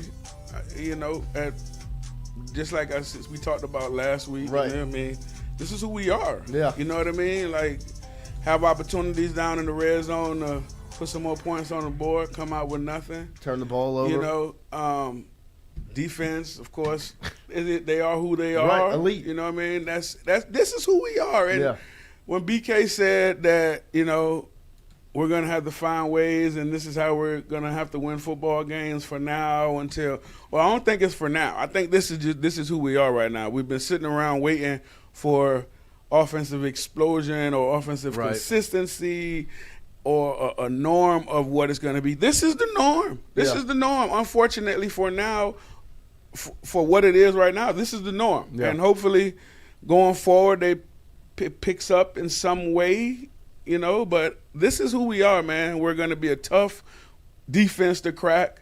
Offense is going to make just enough plays for us to win football games or for us to lose them going forward. But that's who we are. That's who we are. Did you see the flashes? Because there is some positivity, I guess, around the fan base from last Saturday where you ran for 166 yards, Nuss stretched the field a little bit more, maybe looked a little bit healthier. You saw Trey Dez get in the mix, finally getting used correctly. How much positivity did maybe some of those glimpses or flashes instill in you? Well, I think you see glimpses or have seen glimpses in a little bit in every game. Right. This one probably a little bit more than normal, you know what I mean, I guess, coming out of the off week. So what it does for me is it takes me back to leading up to Clemson, not knowing what you're going to look. Now you're coming out the off week looking like maybe you saw some things that you could implement. So now what is it going to look like this week? You know what I mean? Going on the road to Vanderbilt 2 weeks in a row. So it's similar to like starting a season for me again. You started coming out with with a week off, and now this is what we've seen. And Nuss did look healthier. The ball did look like it was coming off with a little bit more pop, a little bit more zing, whatever it may have been. But at the same time, man, I've always said, even throughout this whole process with us, it's the decision-making. Decision-making, whether you're healthy or not healthy, I don't care. Your decision-making, though, and that's where he now has to get to. Because his decision-making still is average at best. Well, what do you think what have you seen from him to make you think he can get there? Like, this is who he is. And you even saw Brian Kelly say it where it's like, we're going to have to live with it. Yeah. Because it's his fifth year. You are who you are at some point. I agree. And the reason I say it can get better is because it's not good right now. And we've seen him play better, make better decisions with the football, especially situationally. That's where we're not playing well at all. Now, whether that's coaching, whether it's the game plan or whatever it is, I don't know. Yeah. But we're not playing good situational football when we're in the red zone, when it's third down, or when it's 2nd and 8 or anything like that. I don't see a plan of what we're specifically attacking. You saw Trey Dez get into the mix a lot more, so maybe that's part of the answer for them. But it's the same. It's the same mantra for me right now. That's why and listen, I'm with the fan base to a degree that it has me excited to see them tomorrow. Yeah, to see what that looks like. But I'm with Liz, man. This is who we are right now. Do you think there's Oh, go ahead. Sorry. Do you think it's sustainable? Like, no. If it is if it's a defense first team and they fuck up 2 or 3 times in the red zone and they kind of give up these easy opportunities for points, can they keep winning that way? No, not. I think eventually it catches up with you. Now, and the thing is this also, it catches up with you in the sense of because college football is different now, where you have these teams this year that normally wouldn't be in the mix for a playoff, the Oregons and the Indianas and teams of such. But now you have those teams, and now you got to go through that gauntlet of SEC, and already they don't want a lot of SEC teams in this thing. Right. They're going to be wanna mix weeded it up. out. They want to mix it up, parity. They want everybody involved in it. So it's even more important for them to get on some kind of offensive surge, because I don't think just letting our defense and our special teams win games and just being serviceable enough offensively to get it done in the long run in the SEC. No, I don't. Especially on the road. Like, that's one sentiment that I've kind of been pushing since South Carolina, where you can get away with some of those mistakes offensively when you're at home. Yeah. And you know that your crowd can create mistakes for the other team, and your defense will maybe play up a little bit more when they've got the crowd behind them. And we saw that come to a head the last time they were on the road in Oxford, where the mistakes, you made one mistake and it came back to bite you. Yeah. And when you look forward in this season, especially including tomorrow, you're on the road. You don't have Death Valley behind you. You don't have an environment that you're comfortable with, or some of those mistakes that your crowd can create behind you. On the road, it's even more of a plan and a goal to take care of the football. Well, no doubt, especially when you go down to an environment, and I'm crazy to say this, but like Vanderbilt, Right. They've been surging. It's not, we talked about it last rebuilding. week. Yeah, man, it's not the Vandy of old. I mean, they have a really top-tier quarterback and top-tier guys around him. Yeah. Lions playing good. So, I mean, it's this, when the same week we come up and say the same thing, it's, if our offense plays just a little consistent, we'll be all right in the football game. We have a lot more confidence. And, that part of it, I think, will get looked at and scrutinized if, like, say LSU continues to win like this, right? Continues to win these games where the defense is dominating. Scoring 20 and winning. You know what I mean? So now you get to the end and you're in whatever alliance with someone else out of the Big Ten or wherever to now get in this playoff system, and you didn't win the SEC championship, right? But you're 10-2, whatever you are. It's going to be pretty hard for you to get in with that offense, and we've seen these people not put teams in because their quarterback got injured or a special guy got injured, and it's not good television. It's not good. That's right. That's right. Why should we put you in when you're about to be out for sure? Well, it's almost what I'm saying? In 2023, where it was like, if they were just close enough, they're going to put Jaden in that offense. That's right. That's right. That's right. It's the flip of that. That's right. That's right. But you have to be undeniable. It is the flip. But why is it shifted so much to where like defense isn't sexy anymore? Like, you would think that a kind of a throwback kind of a team where I know the offense. Look, I have to watch it too, and we have to watch it more than once. Like, it pains me. It sucks. But the defense is so good that people don't even talk about it.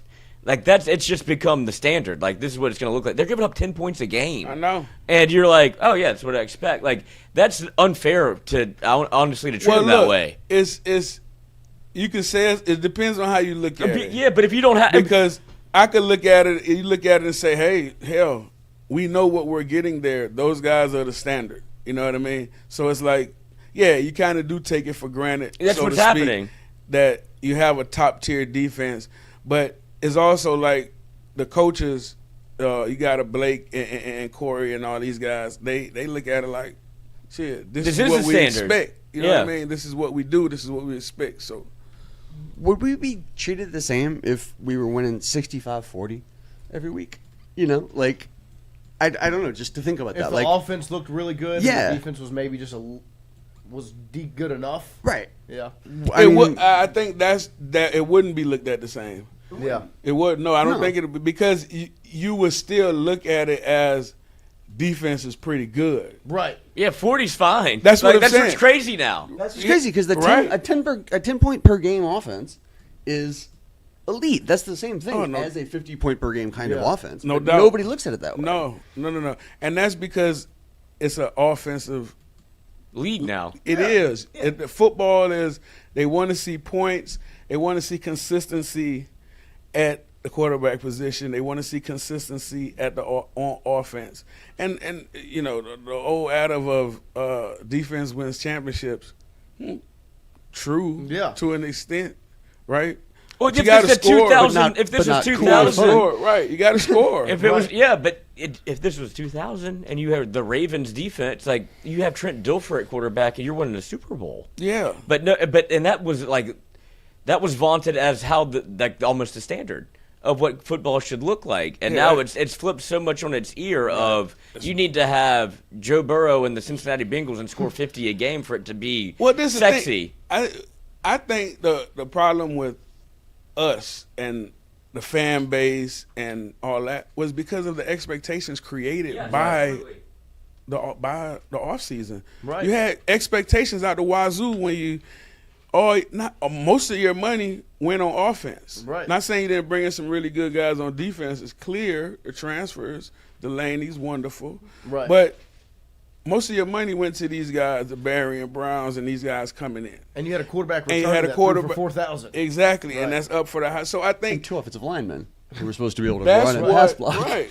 But that's what created this of we're going to be this, we're going to be that. Yeah. We heard about it all off season, and so now you want to see it. And for you, it's like what they say, man: under promise, over deliver. That's what I'm saying. My motto. Yeah. And we oversold it like crazy. Right. So now the expectations, and not just from us, this was a nationally campaign. This was nationally going Best on. Best receiver corps in the country. That's right. Best quarterback. Yes. Yeah. So this was a narrative that was pushed, and I'm telling you, I think that all of this on Nussmeier, and he's not used to all of this attention. You drive down Tenn, he's on Arsenal's billboard. He's on Gordon's billboard. He's on, it's like nobody knew about him. Boom. All of this attention, and I think it has affected him somewhat with his play. He said so. Oh, did he? Yeah, he would. I don't know how you're going to receive this. He was met with the media in the team room, and he's in a chair, he's sitting like this, and he said that y'all know what happened throughout this year when he hasn't talked about the injury. He won't talk about the injury. He's like, but y'all know what you've seen. And he goes, at some points it felt like I was helpless. And Brian goes, we want him to get his swagger back. And he's like, at some point I felt like throughout this year I've been helpless. And I think he goes, it got in my head, all of what's happened this year. Yeah. And I don't know how you come back from that. Well, yeah, I didn't, because you were right. You were the first one I've heard say that. Yeah. Of all of this is kind of building. This isn't who he is. Yeah. He was a low key, kind of under the radar coach's son. I kind of love it when it goes well, but I never want to be the star of the show.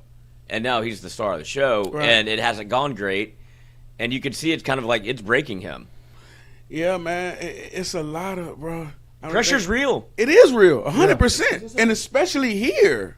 Yeah. In the SEC here at LSU, the pressure when is you're real. Dubbed the guy. It's not just the coaches that feel it. It's those guys, the Nussmeiers, the Joe Burrow. Those guys felt that. Some handle it a lot different than others.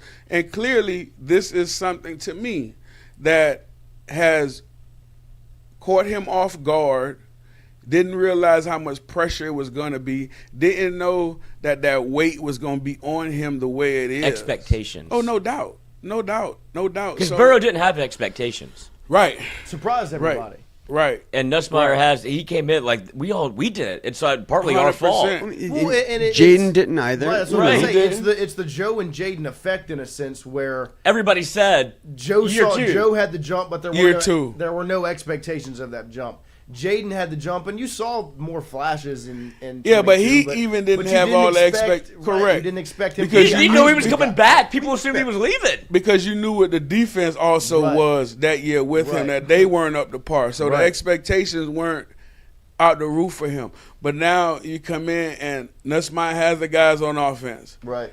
The defense is super talented. Yep. Your special teams is good. This is the best best team I've had since I've been here, Brian Kelly. Right. If we don't make it to the playoffs, the season's a bust. And all that's on that kid. Heisman campaign for him to come back to school. Highest paid on the team.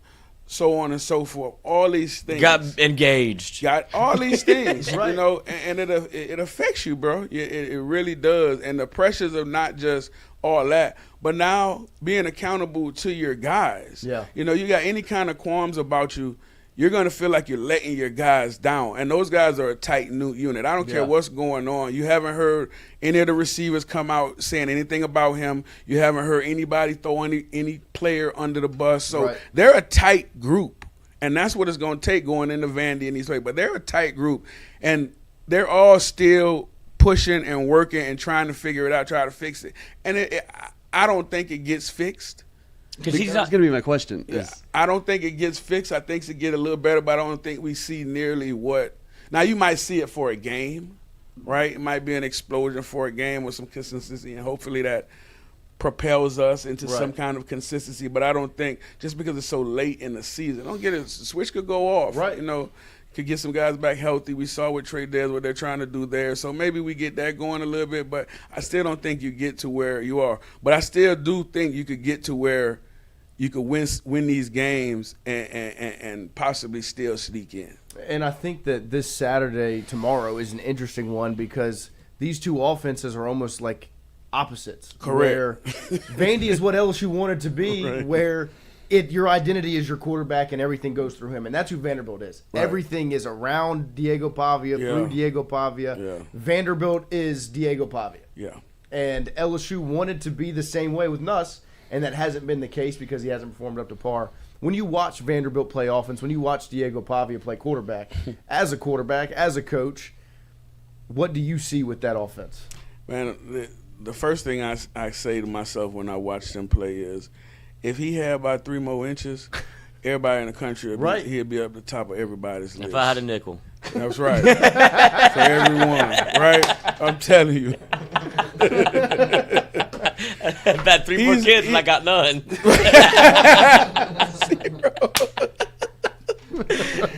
No, but I think, bro, he's gotten better from last year. Yeah. From what I see, his decision making is a lot better this year. Not to say it wasn't good, but he took a lot of gambles, more gambles last year than I've seen him take this year. Yeah.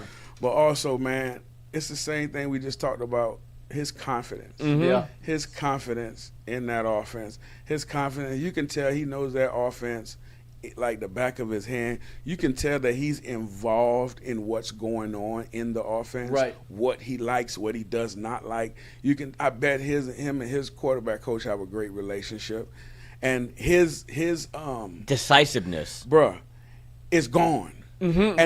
And I'm sure they're preaching that this week a lot because of how our defense scrambles and brings overloads aside and puts that pressure on you. So I know, but listen, man, with him, it's organized chaos. I even think he's the most dangerous quarterback we've faced thus far, and that's including Lagway. Yeah, I think he's the most dangerous one. One, because he is seasoned.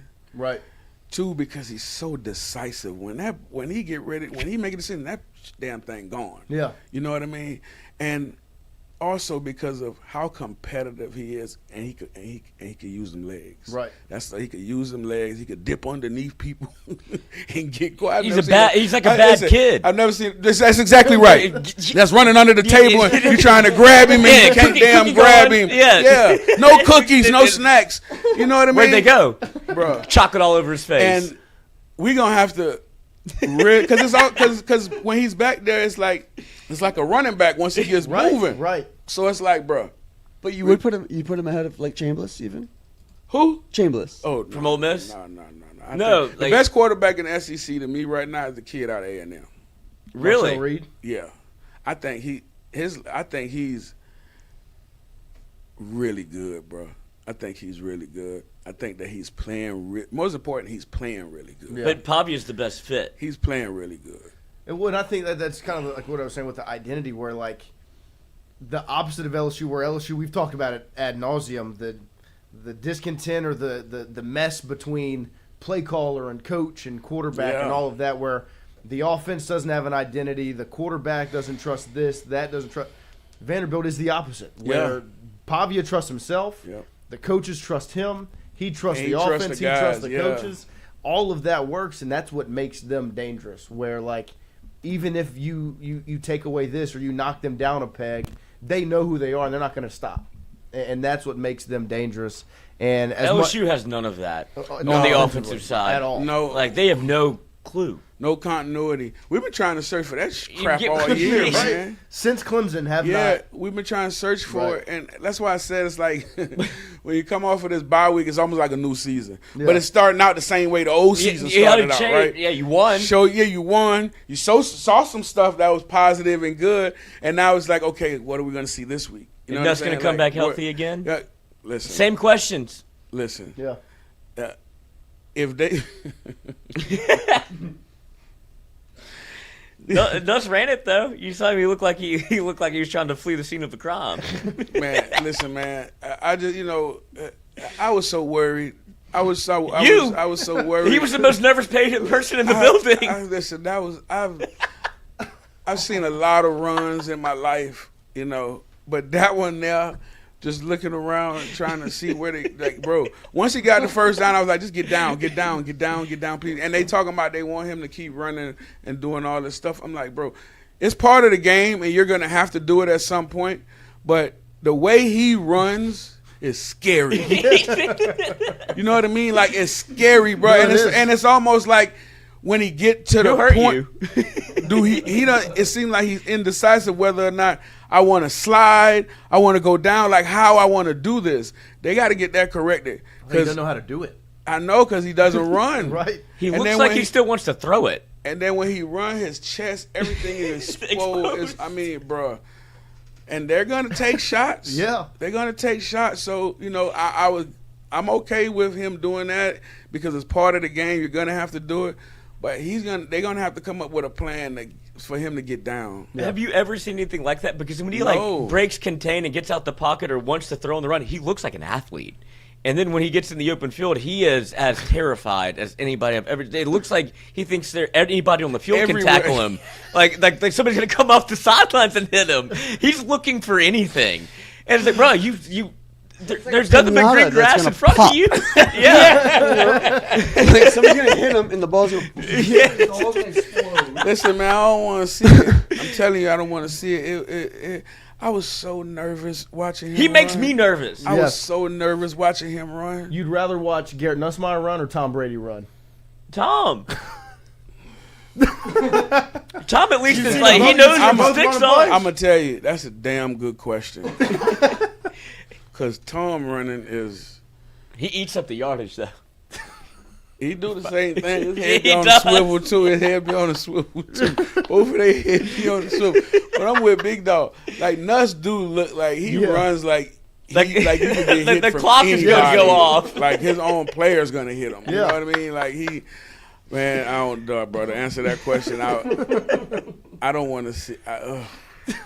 And we've been clamoring for it, too, which is Well, like, we but need to see him do The it. crazy thing is that Bro. that asking you that question for you to be that dumbfounded when, in my opinion, nothing against Tom, Garrett is faster and Yes, more athletic. no It should doubt. be without a doubt. No I'd rather doubt. watch Garrett Nussmeier run. That's right. But it That isn't. speaks to the credit of like that. It's that. It's bad. Terrifying. Yeah, nobody don't. I'm scared when I see him Me take too. off, bro. Yeah. I'm scared. But it didn't look like that run he had against Southeastern. You know what I mean? Right. When he ran down the Yeah. sideline But and he stepped still out almost of bounds. stepped out of bounds Almost, for but no he- reason. It's doesn't you know know what he's doing. You know what it's like? You ever watch Do you like think have you run before? Is the that's what question? I'm saying.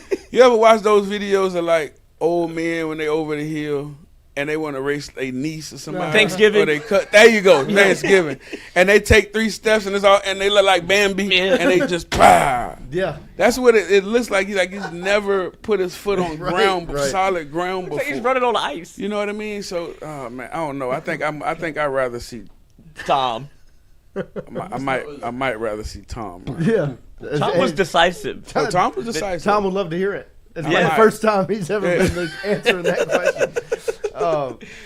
But he ain't running out of sight neither now. No, but but Nuss and Nuss it is perplexing. decently athletic Yeah, enough. You know what I mean? right. He's definitely faster. Right. Oh yeah, Golly. the coach, Vanderbilt's coach Lee had him. They got him. They clocked him at 20 miles per hour. 20 miles an hour on Who? the GPS. The Nuss. Vanderbilt coach, when They got Nuss him on took the off GPS. for the like, When? Yeah, Against South Carolina. I don't. on that run. I don't believe that. No, but I would be saying the same thing. Like, yeah, dude, yeah, he's dangerous. Convince him to run. He got 20 miles per hour. 20 miles per hour. Like, that's the fastest guy. I can't believe with it. both your signals on. 20 miles per hour. The hazards I don't on. believe that. No. The last thing we want is for him to run against us. Brakes are on. Fonz in the chat says 24-13 LSU.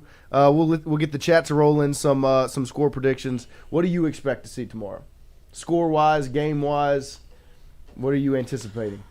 I anticipate early us having a little problem with Pavia, just because I know we've seen quarterbacks that are dual, but we haven't seen anything like this kid. And the way they get the ball out, and he's just so decisive, I think, earlier on until Blake and them figure him out that they're going to move it. I'm not sure how many times they touch the end zone, but I think they're going to move it early, and then defense is going to lock down. Offensively, I expect them to still continue to try to run the football. Yeah. I do. I mean, Durham looks like he's a lot healthier. He's definitely our best runner, best running back. So I look for them to still try to continue with the little screen game and the quick popping game that they were trying to implement the whole season, and run the football a little bit more, continue to keep the big fella involved in it, but also know that there's going to be more eyes on him now too. Right. You know what I mean? So now hopefully get a chance to see that core come to play with hopefully the big fella taking some of the attention away from them and being able to get some one-on-one matchups and just some decisive throws where it's one-on-one, you know what you're getting. Right. It's like we're in one-on-one at practice, you know what I mean? So it's just me and whoever the one-on-one guy is, and boom, boom, boom, take what you do, get to your check down, get to your screens. Special teams, I think, is going to be the same. I think LSU wins in a close game as usual. Yeah. What we've been seeing all year. I think the defense gives up about maybe an average in 10, so I think they give up about 14. I think we do just enough to win 24. 2017? Yeah, something like that, 24-17, 24-21, somewhere around. If it's a shootout, I'd be surprised. Right. Yeah, I really would. I'd be surprised if it's a shootout based on how our defense has been playing and based on how our offense. Yeah, if it's a shootout, LSU's in trouble. The statistics saying the 27-point average yesterday that the betting sites or whatever are putting up seems absurd to me. Low? I don't think Vanderbilt puts up 27 on us. No. I think I think some things have to really go wrong, right, for that to happen. I think that if we do, figuring out that quarterback early helps that. I think if you don't figure him out and they continue to build their confidence, I could see them putting up some points just based on his ability to move, his ability to throw the ball on the run, and his decision-making and decisiveness when he has the ball in his hand. But I can't – I'd be surprised they put up 27 on us. I would be. Yeah. I mean, you had an Ole Miss team that put up 24 in your building. Yeah. And that's the most you've given. Outside of that, right. you've given up 10, 10, 7, 10. Yep. No, I mean, they're scoring 27. Yeah. They're not going to score 27. My prediction would be 21-17, 2017. Oh, I would even take But if they keep winning, like 28. 14, I would love to see 28. Yeah. I would be color me shocked. It'd be I'm going 27-23. If they score 27, I would be shocked. I'm going 27. There's nothing we've seen to make them. I know. Like they're going. I agree. And that's my question to you. Is like to I guess to wrap this thing up is if they keep winning like this, where it is 21-10. Yeah. Or 17-10, LSU wins. It's a road game against a very good opponent, but it's like you still are lifeless on offense. Oh, bro, listen. Like, would you rather see LSU win 42-38? Yes. Yeah. I would. At least show me you can do it. Just show me you can do it. Yeah, I would. Because we know the defense can do it. No, I would. Yeah. And if that happens and the defense gives that up and we win, I'm fine with it. Because they can have a bad game. They have earned it. Yeah, they can have a bad game. As opposed to the offense only having bad games? No, exactly.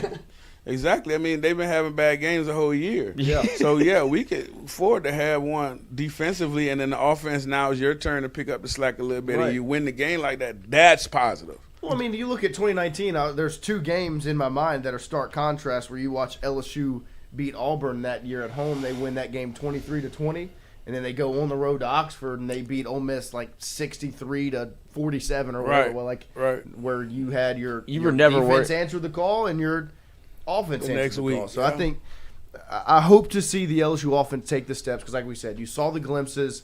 They've got something with Trey Green where they finally are using him the way he should be used. The run game looked better. Not They're going to keep trying. Right. Yeah, And he does, though. Right. Yeah. He's a willing blocker. He is. He's gotten better, but that ain't his thing. No, he should have to. Yeah, that ain't his thing. But they've sent him in motion on like counters where he's picking up a defensive end, Well, and he'll do it. He gotta clean it out. He's the primary blocker when they do that. Right. Dig the end out of there. I mean, come on. Well, he use him the way he used him against South Carolina, where he gets 8 catches, 100 yards. That's right. And a touchdown. That's exactly right. And help you out in the red zone. Green zone. Right. Green zone. Yeah, That's right. I want to see the exactly offense right. continue to take the steps. I think the defense answers the call. I'm excited to watch them. Excited to What's be your at Golf official Week score? tomorrow. We'll do them all. 27-23 LSU. 27-23. Ro, what you got? What was yours? I'm gonna say this is. I don't know why I'm saying this, but I'm gonna say this. I'm gonna say 31-14. I love that. They scored that. It's a big game. Because LSU, we've talked about this kind of throughout the week. Like LSU, I'm gonna be wrong. That's okay as long as So they wrong. W. As No, long as you they might get be the right. dub. Yeah, no, I'm As long as they sweating get the 27-23 too. I don't. It's that kind As of long as they confidence get that the got dub. you so far in life, though, I think. Huh? It's that kind of confidence that got you so far Yeah. in life. Listen, at some never had point that. something got to blow. Yeah, you got to do something. Golly. Golly, Yeah, I need it. The Vandy defensive lineman came out and said, "We're trying to pitch a shutout." Yeah, fuck that. Like you're LSU, you can't let that happen. You can't Listen, take man, that disrespect. just the fact that he said that. Right. No, it pissed me off. Oh, yeah, it made me angry. How'd it make you feel? Listen, man. No, you're focused. Yeah. A lot more focused than I was before the game, even though I was always locked in. But I love trash talk, though. I like course. that. I love that. I love that. That's showing the confidence in his team and his unit, though. Right. You know what I mean? Like, that's the effect of Pavia. Yeah. For real. Uh-huh. He brings the swag. It permeates throughout the entire team. You got D lineman talking about shutting us out. So he feels confidence against going up against our offensive line. Right. Now that's gonna be the pressure. Yeah. How's that O-line gonna play? Because if they don't play well, we know what we're getting in the back. He's already nervous. Right. And got the happy feet. So now if you get there early, that's the other thing. If they get early pressure, there goes that 31. it's gonna flow downhill fast, Yeah. brother. Lloyd, your score? I'm still on Matter the. of fact, I take that back. I'm not gonna say no 31. Hell no. I take that back, dog. I say 24-14. There you go. It's about to say. Take that back, dog. Take that back, dog. I'm Talk yourself out of tripping. it. Talk Yeah, I yourself got to. That D lineman got me worried. I want to put up 31 though. We all want it. Man, fuck that. We ain't scored a 31. Oh God, we haven't even scratched 20 hardly. So what are we doing here? We're gonna find the number 11. 11 a.m. We're getting up And it's early. Lord have mercy. No. Come to Golf Suites. No, everybody take the under. It's 48 and a in front half. of a Wimbledon Oh, take the crowd under. at Oh, Vanderbilt, hammered it. Oh, take Where they're all- the under. Yeah. Take the under, baby. Goodness gracious. I don't know Yeah, what I was I'm thinking. I think that no, I know what they're gonna do. I know. I'm going. I'm Abba dabba dabba. 2017 LSU. There you go. They're gonna kick field goals. I think that's just where they That's are. the worst thing, bro. 17-13. 17, Wow. 9-6. It's going to be a bummer. He's not even. It's gonna be a burner. Burner game. Give me We're going to have no give fun. me 9-7 LSU wins. Yeah. LSU could get a The safety. crazy thing. 6-3, we take it. Yeah. Overtime. And we have to watch it. 2 OTs, 6-3. 12 Let's to 10 go. Tigers win in Nashville. That'd be so terrible. God, It's a be hard win. to watch. It's terrible though. The thing about it is this though, like if you don't get any better and you stay like that and you continue to win, as soon as you get in the playoffs, you out. Yeah. Well, no, but people are gonna. I'm waiting for the other shoe to drop where people actually are like, all right, no, this is a fun, like we did with Les. Like this is a fun way to play. Yeah. Because like 9-6, like best football game I've ever seen. Yeah. Never. But never. And, Those are your defensive enthusiasts. yeah, or just your LSU fans. Like whatever's happening, Right. I'm Just on board win. with. Just win. We lived like that for a long time, right? I Yeah. mean, But it wasn't fun. I don't want to go back to that. I don't either, but that Where was you- the like, you reality. lose to It Auburn- was. You lose It to used Auburn to with be. Jamarcus And, you know, 7-6. Right. Yes. And then you celebrate 4 years later a 9-6 win, and it's the greatest football game you've ever Right, watched. Bro, but yeah, like I said though, if we didn't have these expectations offensively, we Right. would be fine with what We didn't going have these on. expectations defensively. No, No, yeah. we just wanted them to be better. Yeah, Right. yeah. That's the best team in the best And they're the defense best in the damn country. defense in the country. We just was like, come in. That's what I'm telling you. Come into the season, we were like, shit, offense gonna be fine. Right. What the hell y'all gonna do on defense? Right. Hold them to And 20, now we're it's great. defense is the shit. What the hell y'all gonna do on offense? Yeah. Special teams is great. Right. What the hell we gonna do on offense? So it's like it flipped. You know what I mean? And that's what nobody knows. Nobody can grab anything. That's We're just exactly spinning right. around. Right. Like it's And the so plane now, is and to flying. your point, it's like, I guess we do have to say, okay, well, This we're is back who we to are. the norm. Yeah. Yeah. We're back to the LSU norm. football, baby. Yeah. Well, Joe and if you- Burrow, Jaden Daniels, them have spoiled us. You spoiled. They're spoiled. You spoiled or you spoiled. 20. It's That's what you 2007. guys are. Spoiled. You're spoiled. This whole state. Spoiled. All you guys. Should have stayed in Notre Dame. You spoiled. Yeah, we spoiled, BK. That's what people You need need to to be hear. spoiled too, buddy. Yeah, come get Come with spoil it. us. But from you, Yes. not from him. Hell. Yeah. Give me gifts. I want to be treated lavishly. Yeah, exactly. I'm used to a certain style of life. Yeah. We This get divorce divorced, I won't- sucks. Yeah, that's right. Where's Want my alimony? Give my alimony. I want $650,000 a There month. you go. I'm accustomed to a certain style. That's right. That's right. And it's not this one. That's right. It is not this. We're spoiled. Yes. Continue to spoil us. Yes, 30 please. points a game, bro. I'm calling my lawyer. Bro, we appreciate you coming through today, this morning, and we'll excited. Where to we at spend tomorrow? Excited to spend the weekend with you again. Golf Suites tomorrow. LSU kicks off I'm 11 back. a.m. It's back. Back. And then Pizza Damn, Byron's they kick on off Sunday. early. Yeah, it is. Pizza Byron's well. on Sunday. We'll have live reaction at Golf Suites. We'll have a post-game show at Golf Suites. It's noon somewhere, Yep. Yeah, especially if you're in Europe. So, yeah. We'll see you tomorrow. We'll see you Time to Sunday. We appreciate you once again for coming in. yes, this sir. morning. Yes, sir. Yep. We'll take a quick break. We'll be right back after this. All right. Hey, Miss Lou, come visit us, Tom and Wright Granding at Go Martin on the Go Deli. Gomart has clean restrooms, community coffee, an awesome beer cave, and a great selection of anything you may need.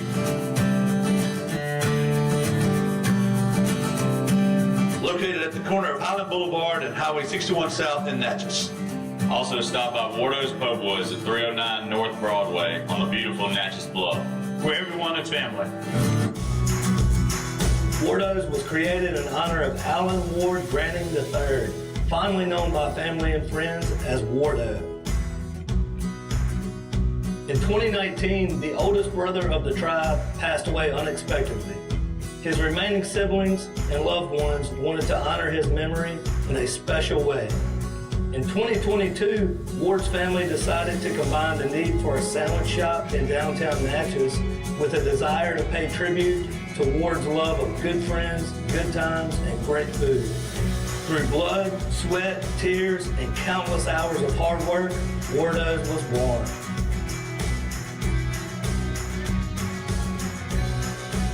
So go visit Wardo's today at 309 North Broadway Street in Natchez, where the po' boys are so good, you'll swear you're in Cajun country. Hey, Miss Lou, come visit us, Tom and Wright Granding at Go Martin on the Go Deli. Gomart has clean restrooms, community coffee, an awesome beer cave, and a great selection of anything you may need.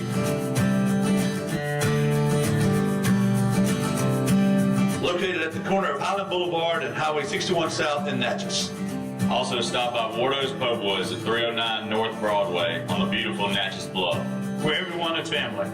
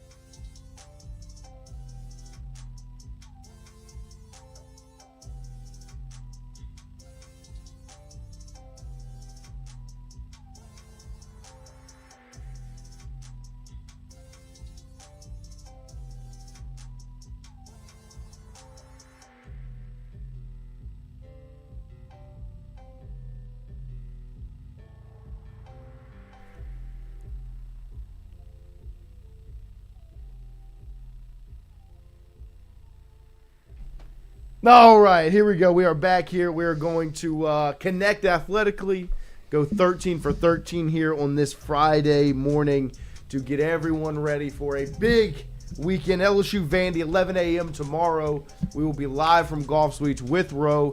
Kev will make his way through. You'll get our full reaction throughout the whole game, and we'll go post-game show right after. We'll give our reaction to the game as a whole right after. We want to see you there in Golf Suites, in person, watching the game with us. We'll have an open mic. There will be food. There'll be drink flowing, shots for 1 cent every touchdown. So you might get one. So you might get one shot. Do not miss your chance Maybe to blow. two. This opportunity comes once in a lifetime, lifetime. yo. And then, obviously, Pizza Byron's on Sunday. The atmosphere at both of those places excellent. The food and drink excellent. Roe is excellent. Kev's excellent. We try to be excellent here at Tingle & Co. We want to see all you there.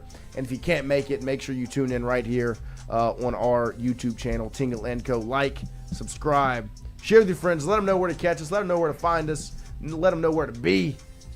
We appreciate all of you. Golf Suites, Pizza Byron's. It really is. I know this doesn't apply to you, but for the majority of the show, on Saturday and Sunday, it really is like drunk take, sober thoughts. Yeah. Like you get the immediate reaction of, "Whoa, what the fuck? Yeah. Oh, Right what a after great the game, win!" yeah. And then you watch it again on Sunday. Yeah, it's Like, like oh, whatever that was awful. happens, I'm riding with. Like, Right, "Ah, ha, ha." There's a And very then good Sunday, chance it's I like, get upset they and ran leave. it 54% of the time. Pretty good. Like, I don't actually recall any of that. Yeah. I have to watch the game again. Emotionally, it just felt very bad. Yeah, or I felt great. Yep. What a win. We want to see all you guys I left there it in half person. Fire him. Hire him. And if you I thought can't it be was there good in luck. person, tune in right here. We appreciate all of you.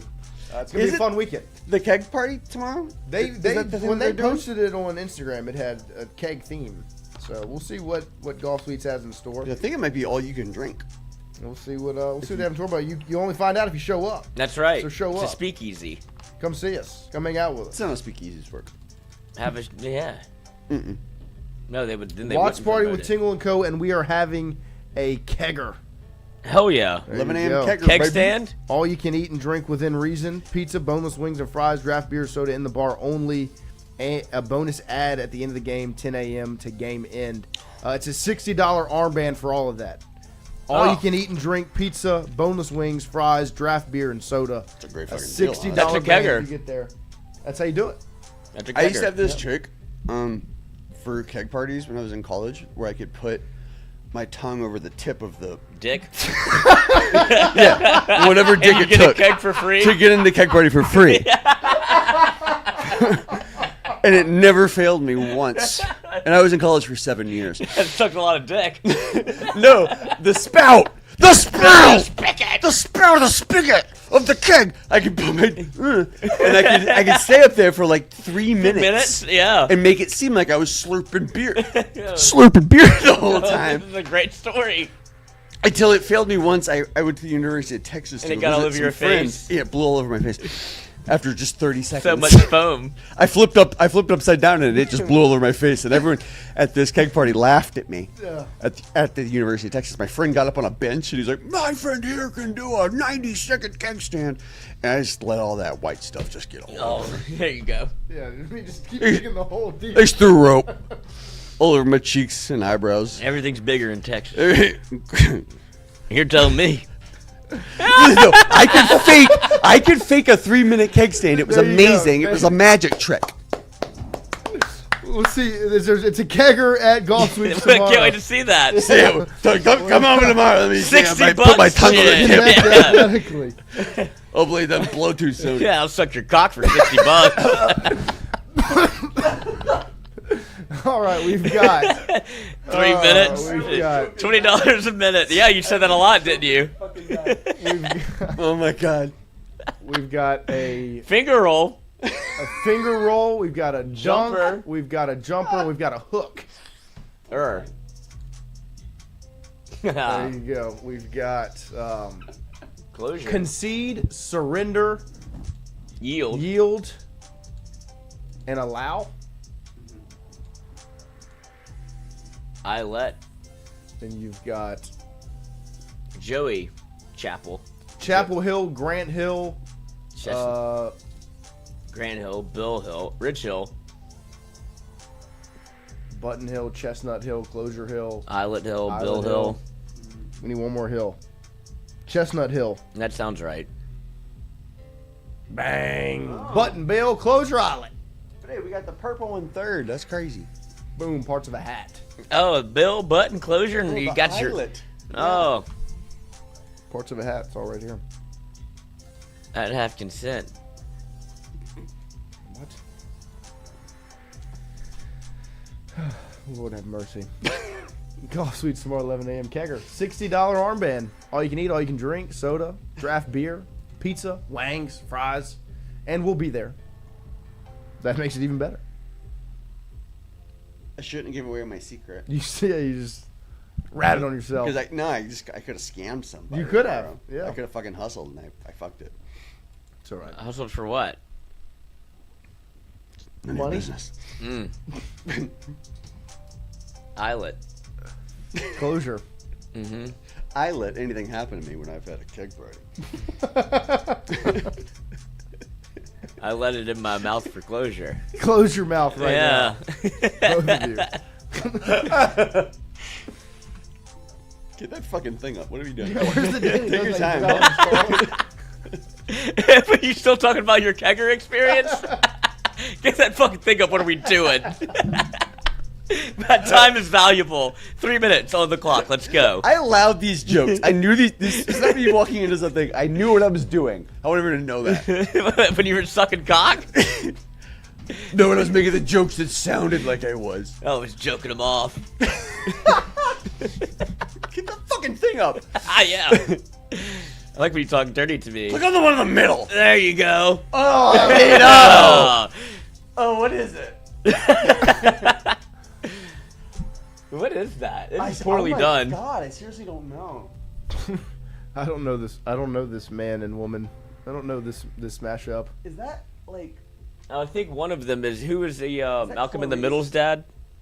Is it Bryan Cranston? Is that Bryan Cranston? I think that just It looks like does a shirt kinda he would look wear. like him, It does yeah. look like this, It's got the jowls. that's not Jodie Foster in the middle, is it? It could be. I mean, those are two good guesses, considering what we have to work with. I do think it's Bryan Cranston. Yeah, go. I'm good with Cranston. Also, he dresses like that. Yeah, that's the first. That was Yeah. my first clue. It's to me it's the jawline and it's the cheeks. It's definitely Cranston, but I don't know who you are, woman. That could be, and I do think it's Jodie Foster I'm confident if or you're confident. Dent, or that Dame Judi Dench. No, it's not. Jodie Foster says Johnny O. Goodson. Good job, Lloyd. Good job, Lloyd. That's me, boy. That, yeah, the team.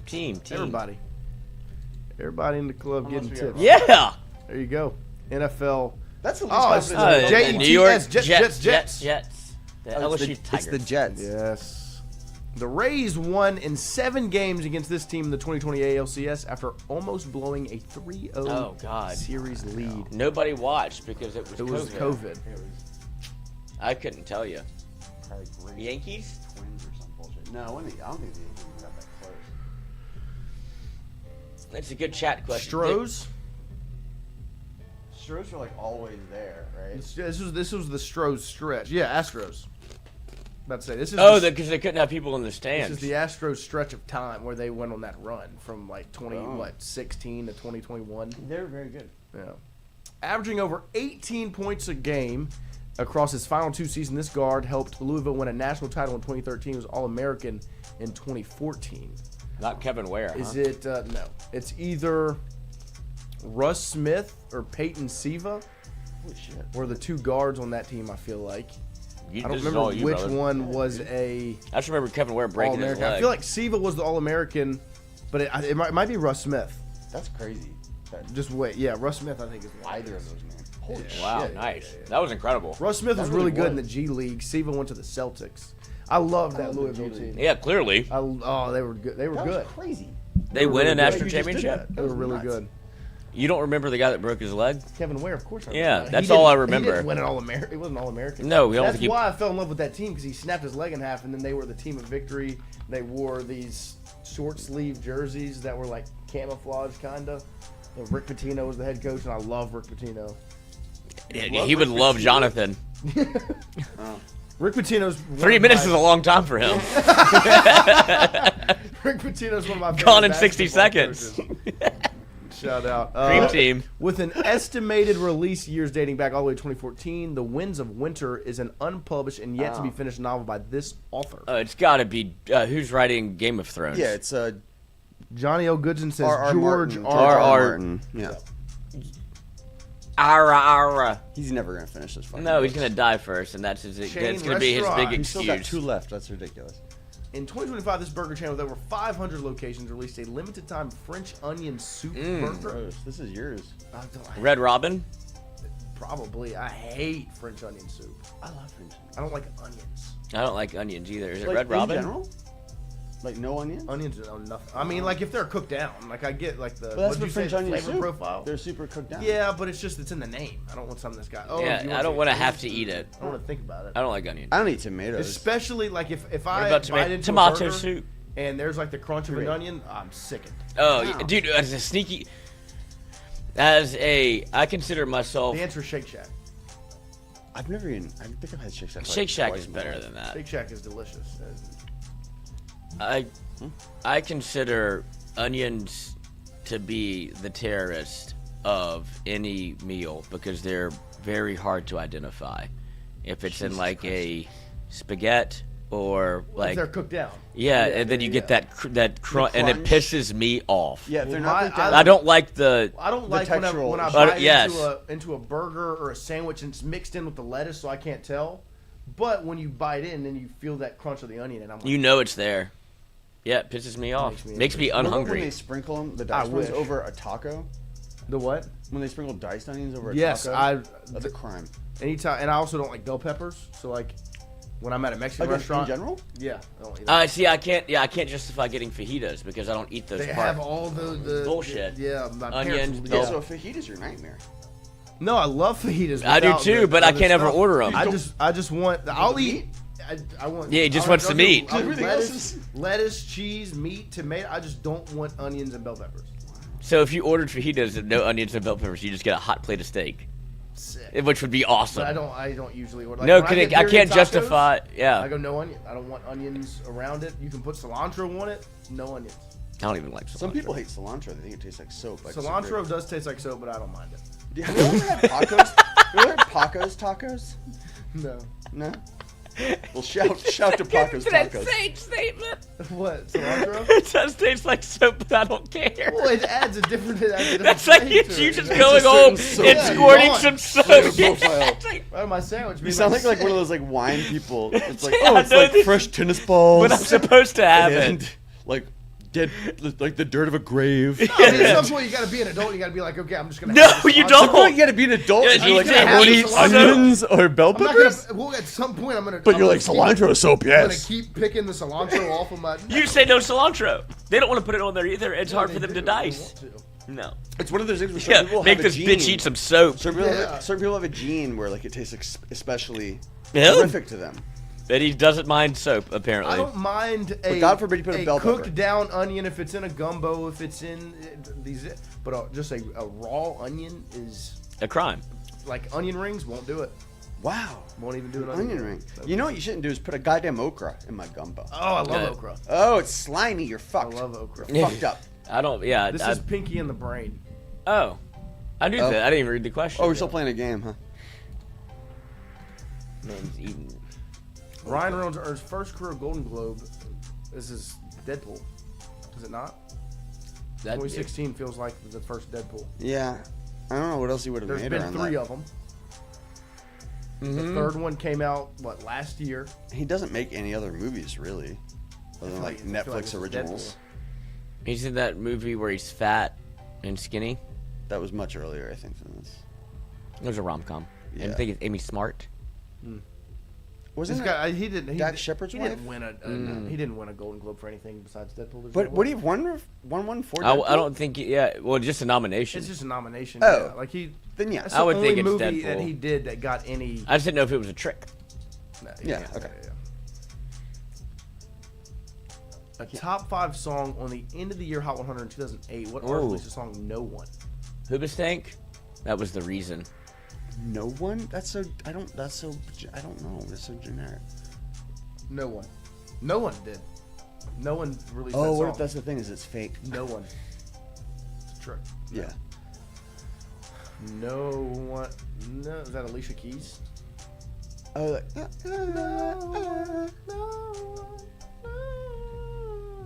wow, you got some range. Let's go. Yeah. Was it Alicia Keys? Uh huh. We pulled that one out, Let's guys. go. Shout out. Appreciate all of you hanging out with us here on this Friday morning. LSU, Vanderbilt, 11 a.m. tomorrow, live from Golf Suites. Kegger Saturday, $6 armband for free. All you can drink, draft beer, soda, pizza, wings, fries. We will be there live with an open mic for all of you. We want to see all your faces. Join us there. If not, tune in right here on Tingle & Co. live from 11 until we turn it off. And then we'll be at Pizza Byron's on Sunday, and we'll be back right here at Southern Regional Medical Center.